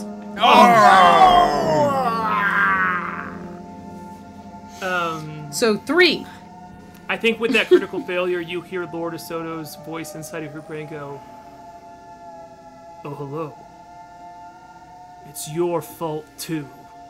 The world is going to fall apart, and it's all y'all's fault." He uses y'all. He says I know, y'all. that was a little bit of me in there, so okay, yeah. Klik, you take 11 points of damage. Yeah. Psychic damage. Yeah. As you just like feel a leak like of fluid just like drip down the side of your face. Klik can't That is- save to save her life. I know Oy. it's crazy how like K.A.I is built to save against mind flayers, and you just cannot roll against them. Just And cannot catch a there's break here. Some sort of story here. I love that he Oh yeah, uses she's y'all. like absolutely terrified of them. She was stunned 3 times last time she battled mind flayers. Oh yeah. That's right. That's right. Now in my mind, Lord Osoto is like a southern plantation man. It's y'all's fault. Done deal. There can be absolutely be a sect of, because this is Spelljammer, and we can just make this. We can just make up whatever we want, because this is truly space magic, and anywhere there is any version of anything, there's absolutely a sect on Glyph where the Mind Flayer telepathy has kind of like morphed into this like southerny accent. I've got y'all in there. Lord I mean, they were already pretty hateable. I have to leave. I've got a brain cooling on a windowsill. Fuck, that's dark. This fight is as like- slow as treacle. It's funny, but it's so dark. Lord Osoto, Lord that's of amazing. Nassau, South Carolina. Okay, Amazing. I need to move past the joke. I love you, but I have D&D to do. Stop being funny. I have D&D to do. It'll pop up again. So that's going to be Flute's turn, actually. Oh no, I'm sorry. The dwarves No. That's sorry. I looked at the wrong dwarves. These two dwarves that have not moved from the stairway yet have run over to the Also, I think ladder it's and start Klik's climbing. turn. I got skipped. Yeah. So those were the two, those are the two dwarves that go before you. They have not shown up in the initiative order. Okay, They go haven't after moved Lord yet. Soto, Got it. and it is your turn. So yeah, sorry, I skipped because I was just reading the wrong dwarf. So it is. Am I making a save here? Did I get stunned? Yes, you are stunned. You feel your whole body just like locked up and frozen in a very now familiar stance to you. You make an intelligence saving throw, and that's your whole turn. 18. That succeeds. So There it is. yeah, We got that. you've experienced this before, and you feel that fear creeping in the back of your head, and you just out of it. Good. She's pissed. Yeah, give us a little tiny, like, no one can see it because you are still invisible. Still invisible. How I is think that cast I think on what breaks her out of it is him coming into her mind and being like, Okay. it's you, it's your fault, and her being Oh. like, yeah, it's not. Cause yeah, she really hates these guys. She fully believes that they've taken over, like, and consumed her planet, and that's the reason that everything's going wrong there. So I think hearing his voice in her mind, it triggers it. Okay, cool. And how is Greater Invisibility cast on you again? It's potion. Damn. I was like ready to do some maneuvers after that, but not with a potion. You're good. Yeah. Okay. So Secret GM Ted just said nope in my ear as I said ready to do some maneuvers. So just know he's on your team as much as it is. Wonderful. Happy birthday, Ted. Happy birthday. So that No is more going to- 20s. But thank you. That is going to bring up this dwarf that is underneath Lord Soto. He is going to step to the side here. Sorry, I have to do weird stuff with the tokens because they're underneath each other. He's going to step to the side here and attack you, K.A.I. He's going to roll that d20 to attack you. He hits with a 20. That's a miss. That's a miss. Ooh. Oof. Wait. I'm a living suit of armor. That's a miss. Yeah. What is your AC again? 22. All right. Cool. With a shield. 22. Yep. Absolutely. So I think it's actually the shield that it hits off of, because without the shield it would have hit me. Cool. It just bounces off of you. I defend it. There's like you see this milky-eyed dwarf who is clearly to you being mind controlled, just like slashes a axe down at you, and it bounces off this magical shield that you have up.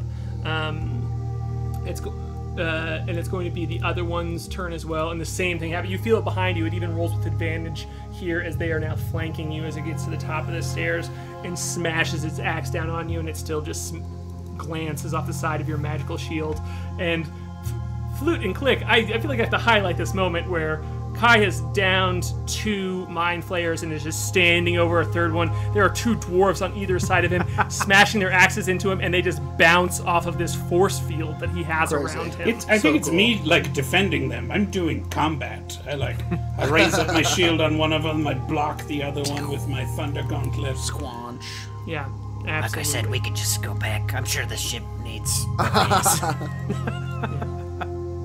But I will say, and Aaron, this is me flavoring your character, so feel free to tell me all this is wrong and add in your own flavor here. But from some of the stuff you've been throwing forward, I would like to say that, like, K.A.I did some brutal actions here. And, like, he pulled out the brain of a Mind Flayer. As much as these are clearly evil creatures and are doing their best to cause violence in the world, you still are acting like you were just like entering this like larger and larger, like powerful weapon state that Flute and Klik are witnessing here, right? Yeah, I mean, I think K.A.I has sort of complicated feelings about these Mind Flayers, and, you know, it comes originally from a place of wanting to protect his friends, but I think it's sort of given way to an ugly hatred. Yeah. you see him acting so swiftly with just like this extreme violence here. And so that is going to bring up.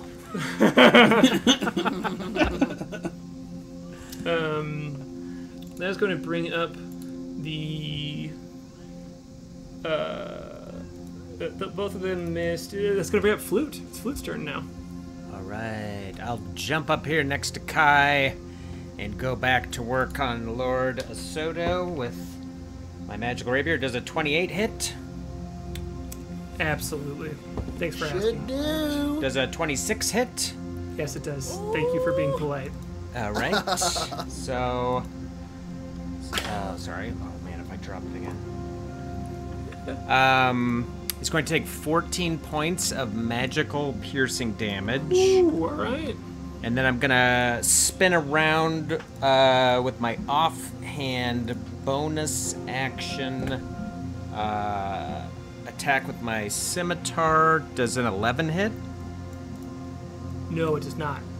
Okay, then I will spend a bardic die to do a defensive flourish. He's going to take an additional 4 magical piercing damage. Okay, and I get to add 4 to my AC. Yeah.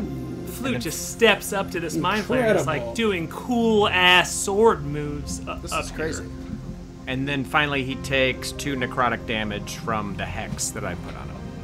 Cool. Yeah, you just see this pentagram just like shine that was like cut into him earlier, just like flare up with like this purple energy again and burn into his chest. And that... I want to pause real quick because chat asked the question, is Klik still impressed by the Windrider? And I just want to make sure that's addressed. I think now she's kicking herself for getting Ow, my eyes! for getting stunned again. You cast shield on your cat's asshole. Yeah, just we gotta have a high AC on that thing. It's Yeah, that'll get us. We cannot get kicked So off fast. Twitch, all right? Please. Yeah. yeah. I think like she's just pissed now that she's like finally came face to face with these people that she charged into their ship to attack them, did 12 damage, and was immediately back where she started. So I don't think she's paying attention to what's happening now. She's just pissed. Great. And that answers that question. Flute, do you want to do anything else with your turn? That is my full total turn. Great. The ship is not going to do anything, as it's going to try and stay right there next to the Mind Flayer vessel. It is going to be the fishfolk in Kreen's turn here, as this one is going to move 5, 10, 15, 20, and move inside of this room, as well as this one that's going to move 5, 10, 15, and move in there. And that is their turn. It is Goat and Relic's turn. Ooh, who are with Goat, Relic, and Gluck are all going to roll to try and fix this ballista. Goat's going to roll with advantage, and ooh, no, still nothing above 15. I'm rolling like trash tonight. It's true. When Ted rolls for things on his end, he's rolling really well. When I roll for things, I've been getting under 15 Listen, all across the board. anybody who believes for a second that birthday magic isn't real is fooling themselves and will die atop Birthday Mountain in the ways of old. Yeah, birthday magic is real in Spelljammer. It's canonical. So, Oh no. Now we're gonna meet the Birthday Lord. He'll be unstoppable. I'm the birthday goblin. Oh, yeah. God. Captain Birthday Face. Birthday My face. birthday. Yeah, Power Face's younger brother, birthday face. Yeah, absolutely. Cannon. Canon. Just a fucking beholder with clown makeup on. Yeah, Yep, all of his eyes are balloons. Each of the eyes has its own tiny hat. Hey, let's be nice to my father's professional clown. This is something everyone should know about me. And we're celebrating True the fact. clowny Yes, arts. and he has balloons for eyes. I say, if you're hearing clownish insults, then you're projecting, and you need to look Yeah, inward. you're right. It's true. I mean, I'm very defensive about clown stuff. I know. It's so funny. It was my 5 minutes. It's funny to get really defensive when people talk shit about clowns. You know, I know it's because you love your dad. Is those clowns who were giving all the clowns a bad name by using wicked clowning, by hanging around in garages and such. Remember that? Dark clowning? Yes. Okay, I'm sorry to do this real quick. I'm sorry to do this very quickly. But my dad had to actually change from pitching himself as a clown to a juggler because there was so much because of the fear dark around yeah, truly, because like the last 5 years when American Horror Story and that was like involved clowns came out, he had to adjust to being a juggler rather than a clown. It's crazy. Coulrophobia. Okay, Can't even juggle. Sorry. Look, Aaron, you want to fight? You want to fight? No. Okay, sorry for that tangent. It is now. Clowns need a defender. It's really funny, the idea of ordering it, being like, oh, this isn't a clown, here's a juggler. And you order the juggler, and it's just a fucking clown. It was a clown all along, kids! Everybody into the clown shelter! Yeah, then my dad's fangs come out, and he's like, right. Yeah. I want to feast on your birthdays! A year from each of you! That's what clowns eat. How old are you now? Oh, God. So all of the fish folk and all of the Kreen who were previously manning ballistas, Moonboy, you see them all just turn and in unison because they are very oddly in a block together initiative-wise. Stand up from their ballistas and walk inside in uniform. And it is now going to be K.A.I.'s turn. K.A.I.'s turn. How's Lord Soto looking? Does he look pitiful? Oh yes, he looks very pitiful. He looks. He's like. He has a purple glowing pentagram carved into his chest by Flute. He is just like dripping ichor from all over his body. He has half of his tentacles ripped off, and his like regal robes are tattered. And he looks up at you, and his like beady eyes are just like pulled down, and he looks up at you, and you can feel something pressing against your mind that is him trying to communicate with you telepathically, but you have blocked out. Right. I sort of think about striking the death blow, and then I don't want him to opportunity attack me. So I'm going to... K.A.I. just sort of looks down at him disdainfully and then turns into light and teleports. And he's just going to teleport a very short distance to right in front of the helm, and he's going to commence with attempting to destroy the helm. First thing he's going to do... That was my bonus action, the teleportation. I'm going to cast... How? Because of the what's it called?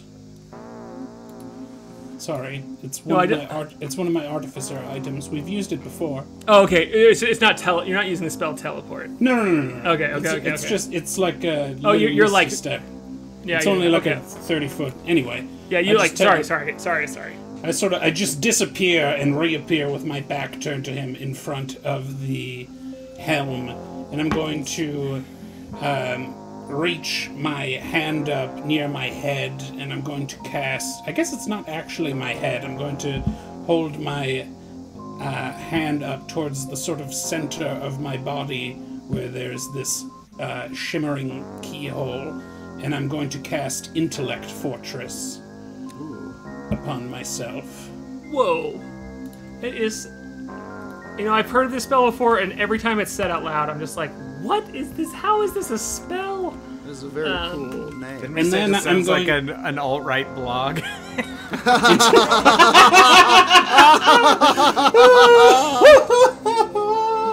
Somebody said that. Holy fuck, that's the joke of the night. echo chambers on social media. So funny. Intellect fortresses. Welcome to Jordan Peterson's Intellect Fortress. Probably Ben Shapiro, actually. I'm Ben Shapiro. Welcome to my Intellect Fortress.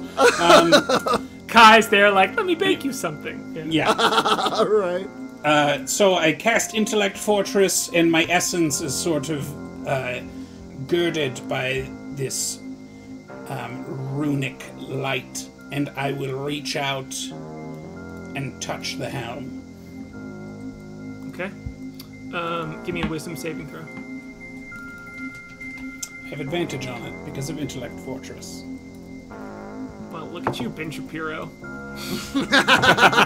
Never. Sorry, I hate. And I your hate, bud, I hate even, never like, call me saying that his again. name. I know. I hate saying his fucking name on this show. Like, we're done. We're done. Yeah. Sorry. Okay, it's going to be a 21.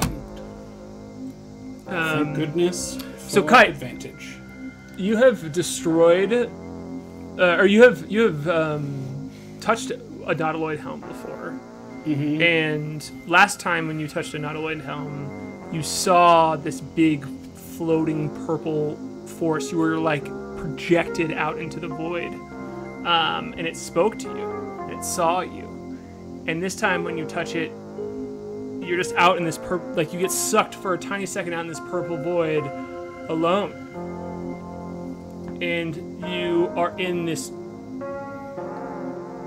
gestating bubble that is kind of just pulsating around you, and it's blue. It's like shining blue amongst this big purple sea. And I would love for you to roll a perception check. Is this like... Can I make a case for Arcana? Since I'm reaching out with my magical senses, as opposed to actively, like, looking around? No, specifically not because of what is possible for you to gain here. Got it. Sorry. You're good. Natural!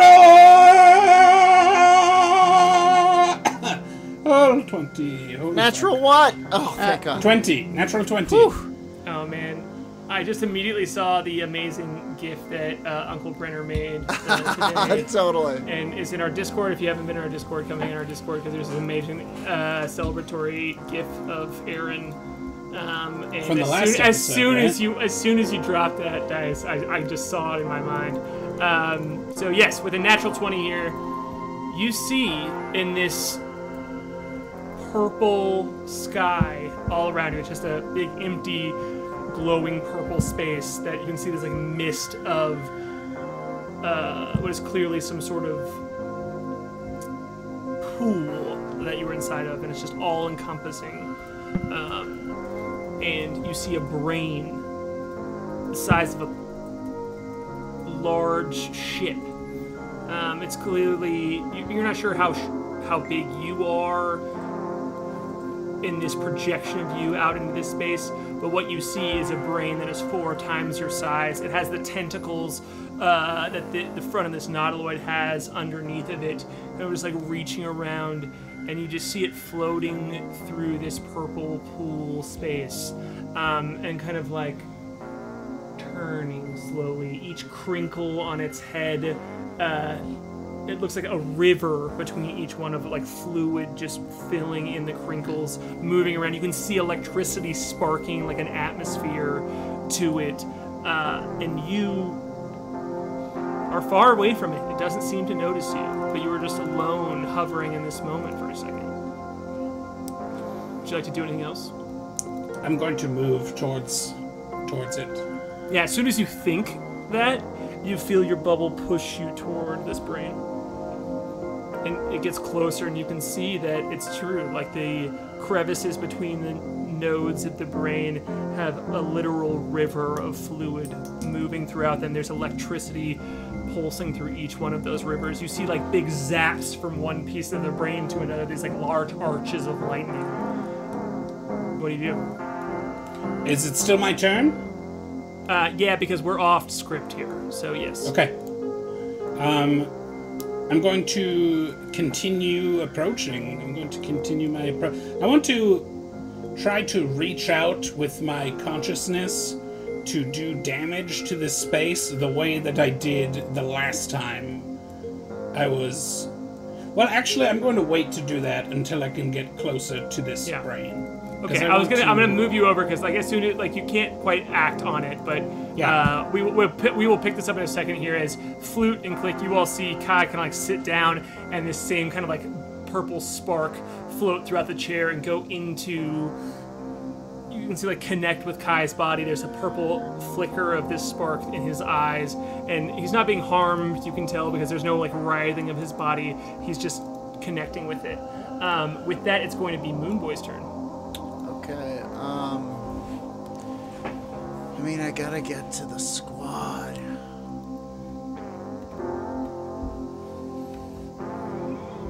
Yeah, Moonboy is going to continue to chase after Klik. I am going to end up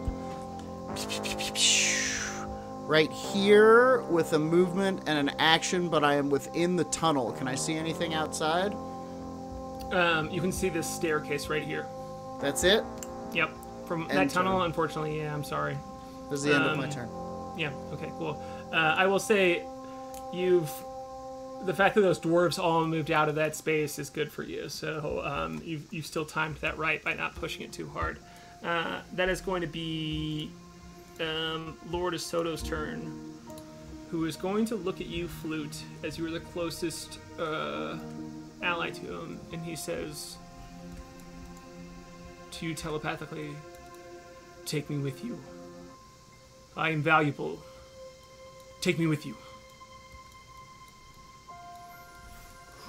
He's making a plea to me. Yep. He says, "Take me with you. I am valuable to you."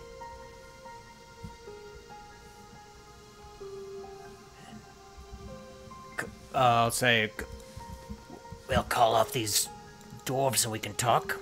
I can't. I'm not controlling them. I'm a prisoner here as much as you. Who's controlling them then? The first mate. Is he on board the ship? Yes, he's still here. I'm turning on him. Take that from me. Take me with you.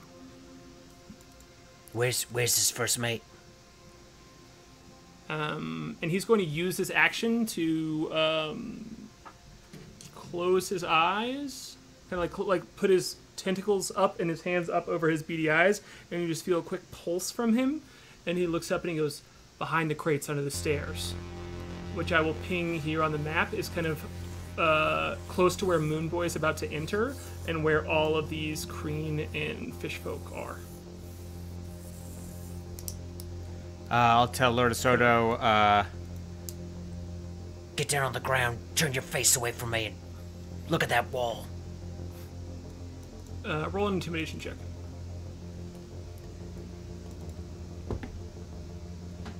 oh, come on. 13. Cool. He lays down on the ground and kind of plants his used to be regal body down on the ground and just looks against the wall. There are dwarves on either side of you who seem to not react to this, but don't change their demeanor at all, as you all are also surrounded by dwarves. All right. That's Lord Soto's turn, so it's going to now... That was stupid of me. I should have had him attack a dwarf. Anyway, whatever. It's now going to be these dwarves' turn, who are going to push past and be up here.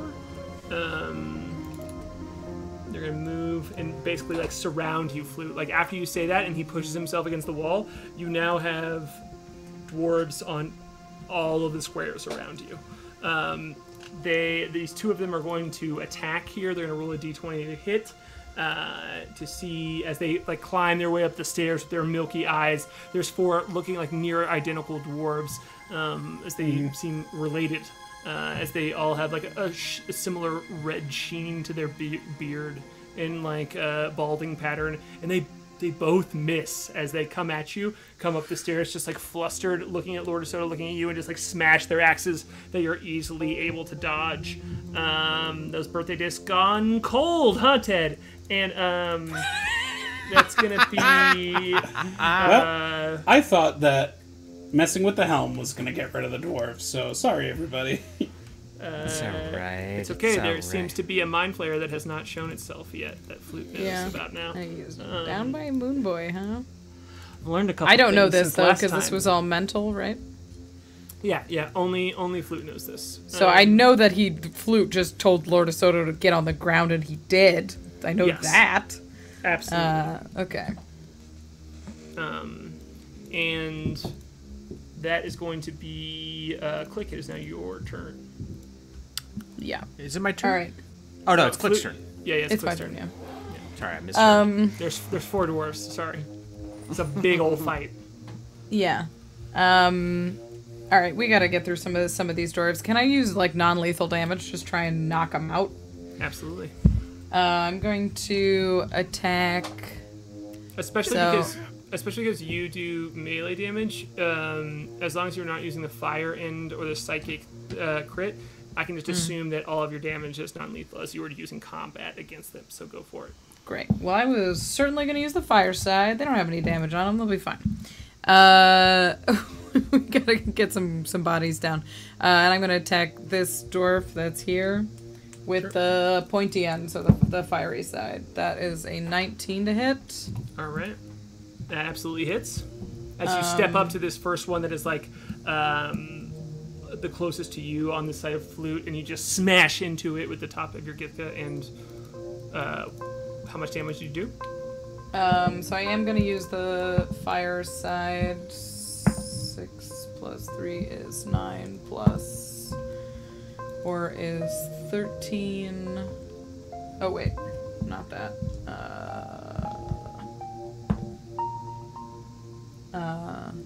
14 plus 5 is 19. Let's go. All right, 19 points of damage as you just absolutely smash into this this dwarf below you, and you see him just like spit out a bunch of blood, and like you slash your Githka down his back, and then give him a good clobber on his head as he is wounded and kind of like slowing down here, but it seems like you've just now bloodied him. All right.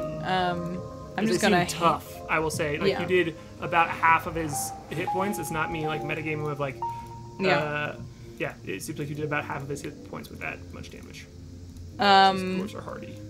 Yeah, I'm gonna use the flat end and Jesus Christ Almighty, it's 11 to hit. That misses. Yeah. As he's like turns around and like meets your next Githka hit with his axe. So that's attack and bonus attack. I have an action, or I have a second attack. I'll use it, and that one is a 17 to hit. That does hit. Great. That is 9 damage. You were truly okay. Cool. Is you like as he meets the other one, you just kind of like flick your Githka over and smash into his chest, and yeah, exactly. I love how you're truly doing the work of a fighter here, which is I'm just gonna pour all of my actions into these meat boys that are going to be a problem. They're not the fun enemies, but they will kill Flute. That is true. 4 dwarves with over 60 hit points pile on top of Flute will kill him. So this is truly Klik being a hero by just smashing away at the crowd. 4 dwarves and 7 Kreen ago. Yeah. Okay, so using my action surge here feels not important yet. Yep, that's all I can do. Yeah. Okay. Now that we know, that something's going on. In fact, I will say I'm not gonna. No, I think I'm gonna make you roll a perception check real quick. Sure. Yeah. That's a 19. Cool. With a 19, your kind of warrior instincts kick in here, and you can feel that just like tickle of danger, spidey sense behind your brain as this pile of what seems to be quadruplet dwarves, as they all have these like red beards, and are crawling up this ladder to pile onto Flute here. You know that is a problem, but when you turn around and use your bug eye to kind of like look around at the rest of this room, you see the 3 Kreen and the 3 fish folk moving in like a perfect crescent in like battle shape through the room. And you can see the glow of Moonboy coming up this staircase here. So you just know that over here is a problem. You don't know about the Mind Flayer yet, but you just know there are 6 entities coming through this room here. I'm gonna send an action, like, just gonna send a message to Moonboy and be like, look alive, something's going on over there. Something like, we as far as we know, all the Mind Flayers are down and everyone is still attacking. So, there's another Mind Flayer on the ship, is basically what I say. Yeah, it's not metagame, that's a fair assumption because of what you know. That is going to be another dwarf's, the 2 more dwarfs' turn, 2 other turns, and they are going to both roll d20s to move up here and just fully surround Flute. One's going to move here and then here. So there's 4 squares that are touching Flute. So we're going to roll those d20s to do 2 attacks against Flute with these quadruplet dwarves. And Flute, what is your AC? 21, thanks to that defensive flourish I ended my last turn with. All right, nice. Huge. Ted, do you have those attack rolls for me? Yeah.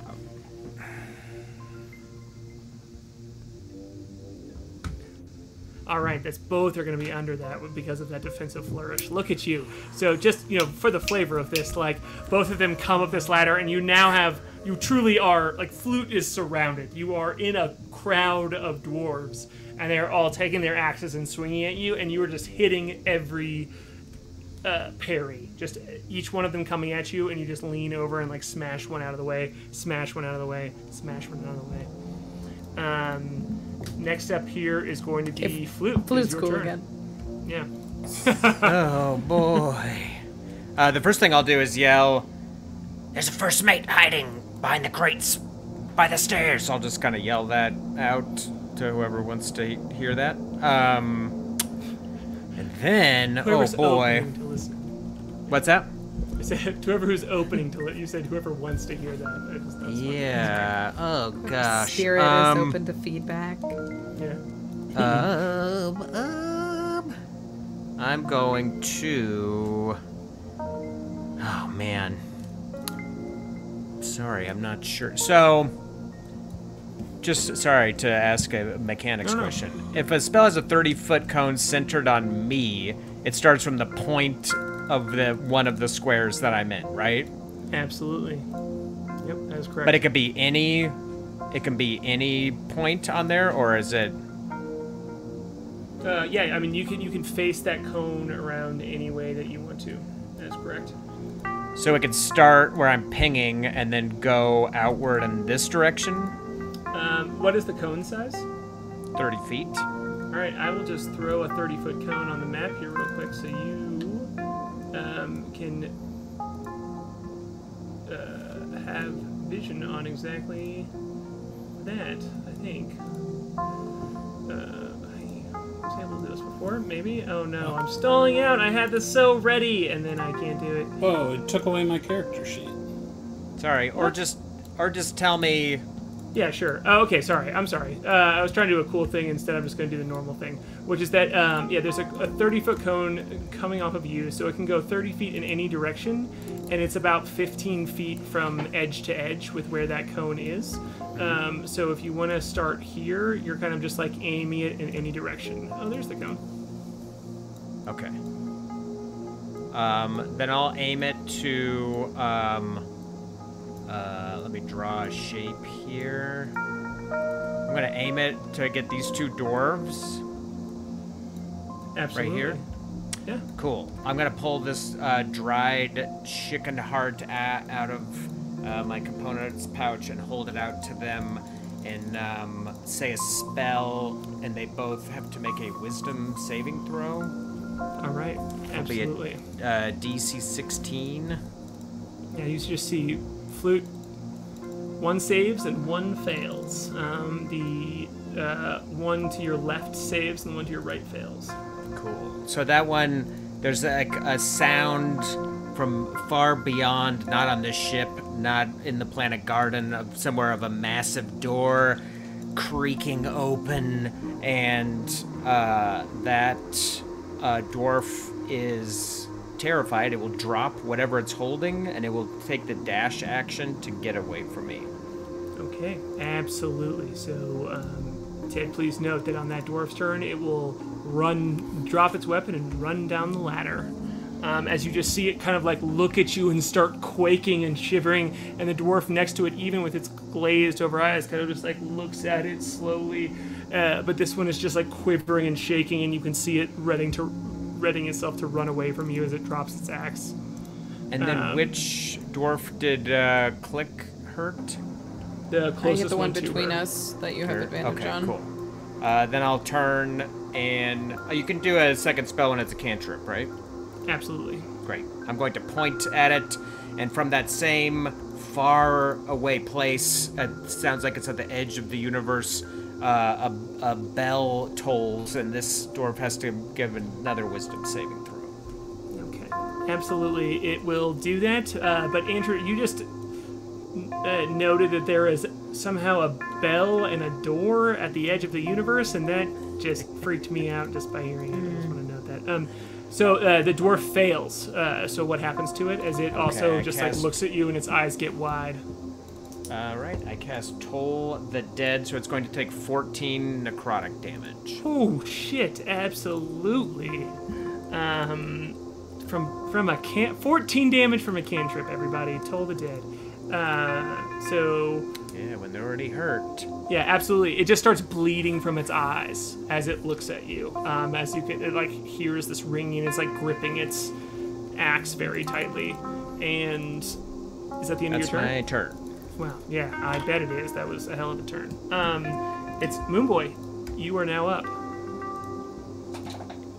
Wait, if I just went, wasn't it? Oh yeah, I'm sorry. No, you're right.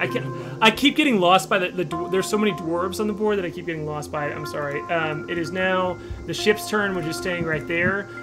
It is these fishfolk and crew's turn, who are going to move 5, 10, 15, 20, 25.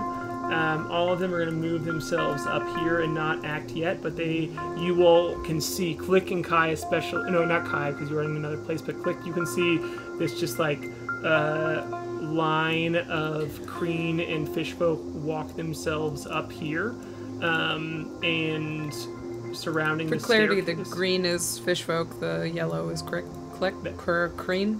That is correct. Yes. They're clicks. They're little clicks. They're little baby clicks. Make sure you remember that when you fight them. And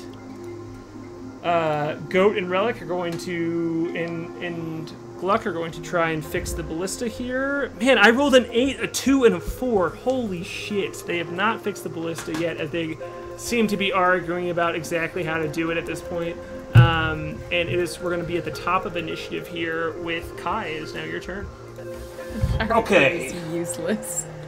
All right. Well, K.A.I. made a big mistake by doing this now, even though he thought he was doing a useful thing.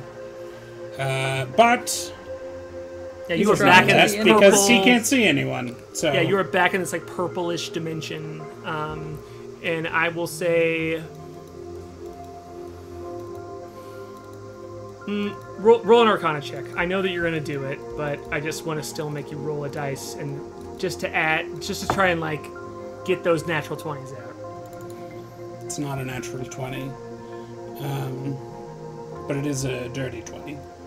Okay. I'm not the best. I'm just the best. You know that you can feel yourself kind of like flickering away from this moment. You can feel the helm kind of like attuning to your arms, and you're getting control of the spell-jamming ship.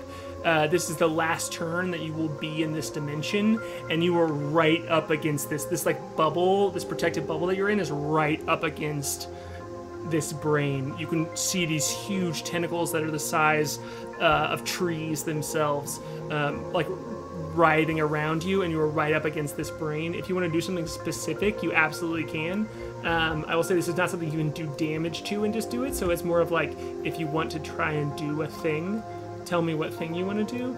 But after this turn, you will be attuned to the helm and out of this purple pocket dimension. Sure.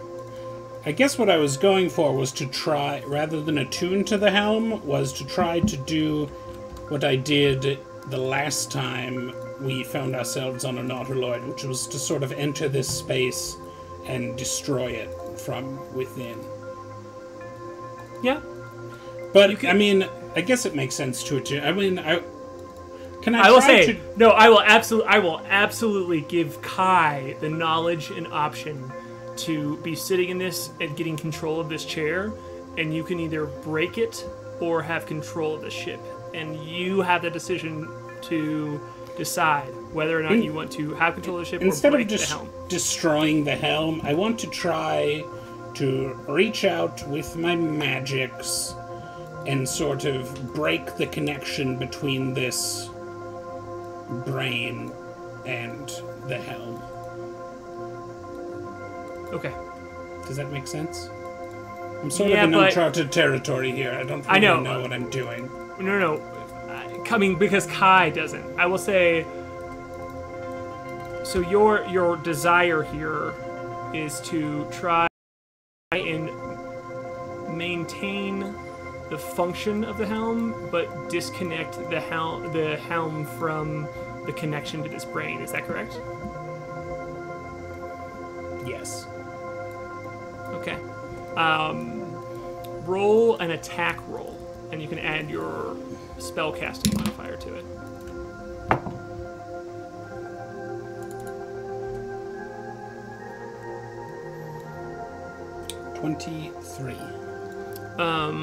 There is a huge, bright explosion all around you in this purple void space. It flashes bright like when you like sparks from an anvil as you're smashing against it. When you pour an accelerant onto a fire, there's just this huge surge, and I need you to roll a wisdom saving throw again. That sounds right.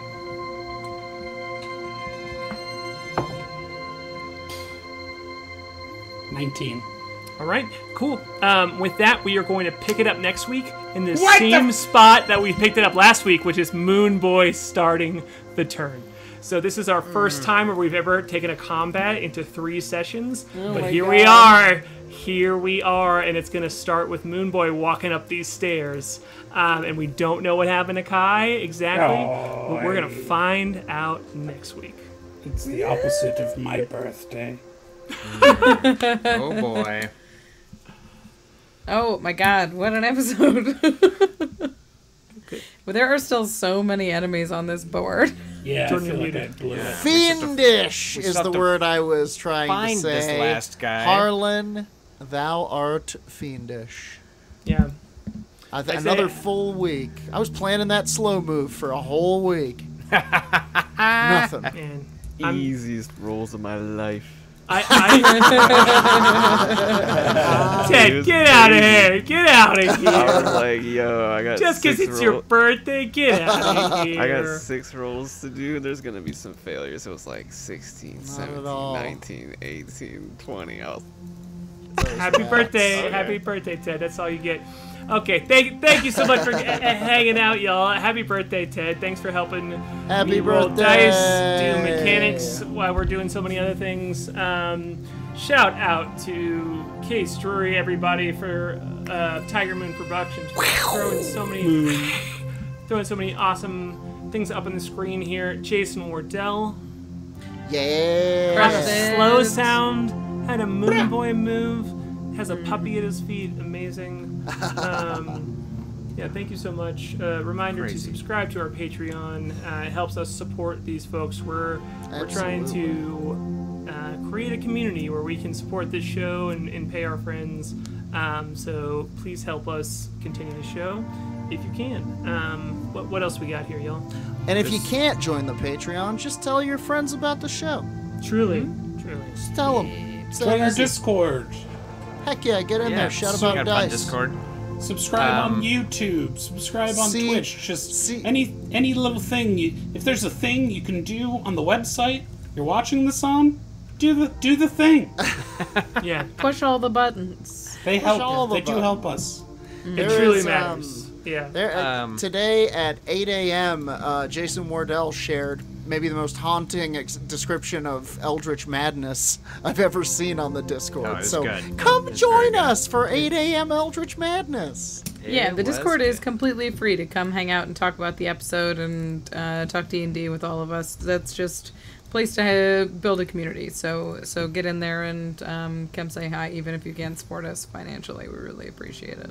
It's been popping off lately. It's been fun. I've been having a good time. So yeah, come hang out. Come to the Discord and see the GIF that one of our community members so good. made of me that will endure long after It's I amazing. am gone and my art has become irrelevant. It You'll showed know me. him as the excited man. Who was excited GIF man? Also, this Thursday, we have another game that we're streaming. It's part 2 of Duster, run by Dylan Von Walt, Heck with yeah. our own Harlan Kelly as a player. It's a great cast. It's an insane, wacky racers game. It's Part wild. one's so Even if you missed good. part 1, So wild. you can watch part 2 and be immediately on board with what's happening. But check that out this Thursday at 8 p.m. Those games have been a ton of fun. And if you want to know more about the Duster game, check out my website. I'll put it in the chat here. You can get on the mailing list, win free dice, whatever you want. Yeah, I'm posting part 1 tomorrow, and man, the amount... Dylan is maybe the first person who I've seen besides Andrew DM this game that Andrew made, and he comes in hot with a long list of cars that are in this violent race together. It's so good. I've not had that much fun as a player in a long time. So many cars. yeah. There's like a giant roller skate and a bathtub and stuff. I'm like, people are going to be sad that's it's not in the book. This is all Dylan's creation. It's great. On Saturday, Aaron and I are playing in a Monster of the Week game on LB Hackamup's channel. I'm going to put a link to it below above their YouTube channel and their Very Twitch cool. channel for the YouTube video. I'm going to drop it on here as well. Come hang out, watch our socials for the link to it. But yeah, I'm super excited to play Monster of the Week on LB's channel because they run. Very cool. She runs very good games. And I'm excited to be a wacky monster hunting team with Aaron and other It's gonna be very fun. good folks. I can tell you my character is a monster who hunts monsters. Aren't they all? Yeah, I'm playing the Flake, which is like in X-Files, you know, the lone gunman guys. And Oh, nice. I'm That gonna play a rocks. middle schooler who is like that. So Has all it's gonna be kinds a of good time. conspiracies. Yeah. Sweet. Amazing. Love it. Totally I haven't rules. decided what kind of monster to be yet, but if you have an idea, get In at the me in the Discord. Discord. Yeah. Well, Frankenpire, obviously. I was going to say, Frankenpire would be good. It's a vampire made of different vampires. A Zomblen would be good. Oh, Zomblin. It's a zombie goblin. Yeah. Ooh. a mum wolf, a mummy A werewolf. mum wolf. A mumwolf, if you will. Yeah. I would like A to. jackalope. A ghost It could be a Jack-o'-lantern made of a cantaloupe. That would Yeah. be- Be Yeah, the cross between a jack-o'-lantern and a cantaloupe, exactly. And a cantaloupe, yeah. I was You could be thinking the- maybe a ghost cabra, but we'll see. Be the greatest monster of all, man. Great. Does anybody else have any announcements before we get out of here, or do we want to just keep naming monsters? I think that's I it. would like to say, if you like talking about monsters, check out Werewolf Radar. It's a podcast I do. It is paranormal preparedness for the masses. We've been talking about the Pale Crawlers, which, if you hadn't heard about, is a hot new cryptid on the scene. Pretty spooky, honestly. Also, we did an episode where I talked about people's quote-unquote real-life Bloody Mary encounters, and it gave me nightmares. So Oh, man. you can listen to that. Say I would it. also like to Say it recommend... say it 3 times right now in the honestly, Zoom. did Say you it. see me pause before saying it once? Yeah.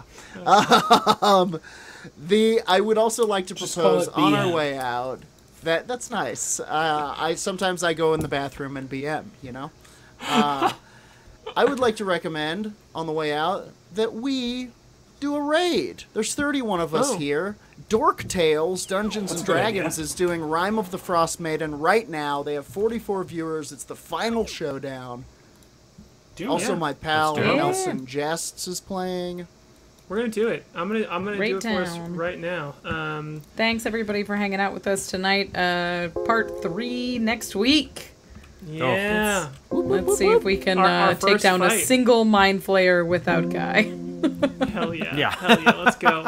All right. Yeah, let's get us out of here. I made a lot of mistakes in quick succession at the end of this combat, but Well, let's get us out of here. We're going to jump over to the other channel after our credits play, but thanks so much for hanging out, everybody. We'll see you next week. Yeah, love you. Bye. Bye. big love.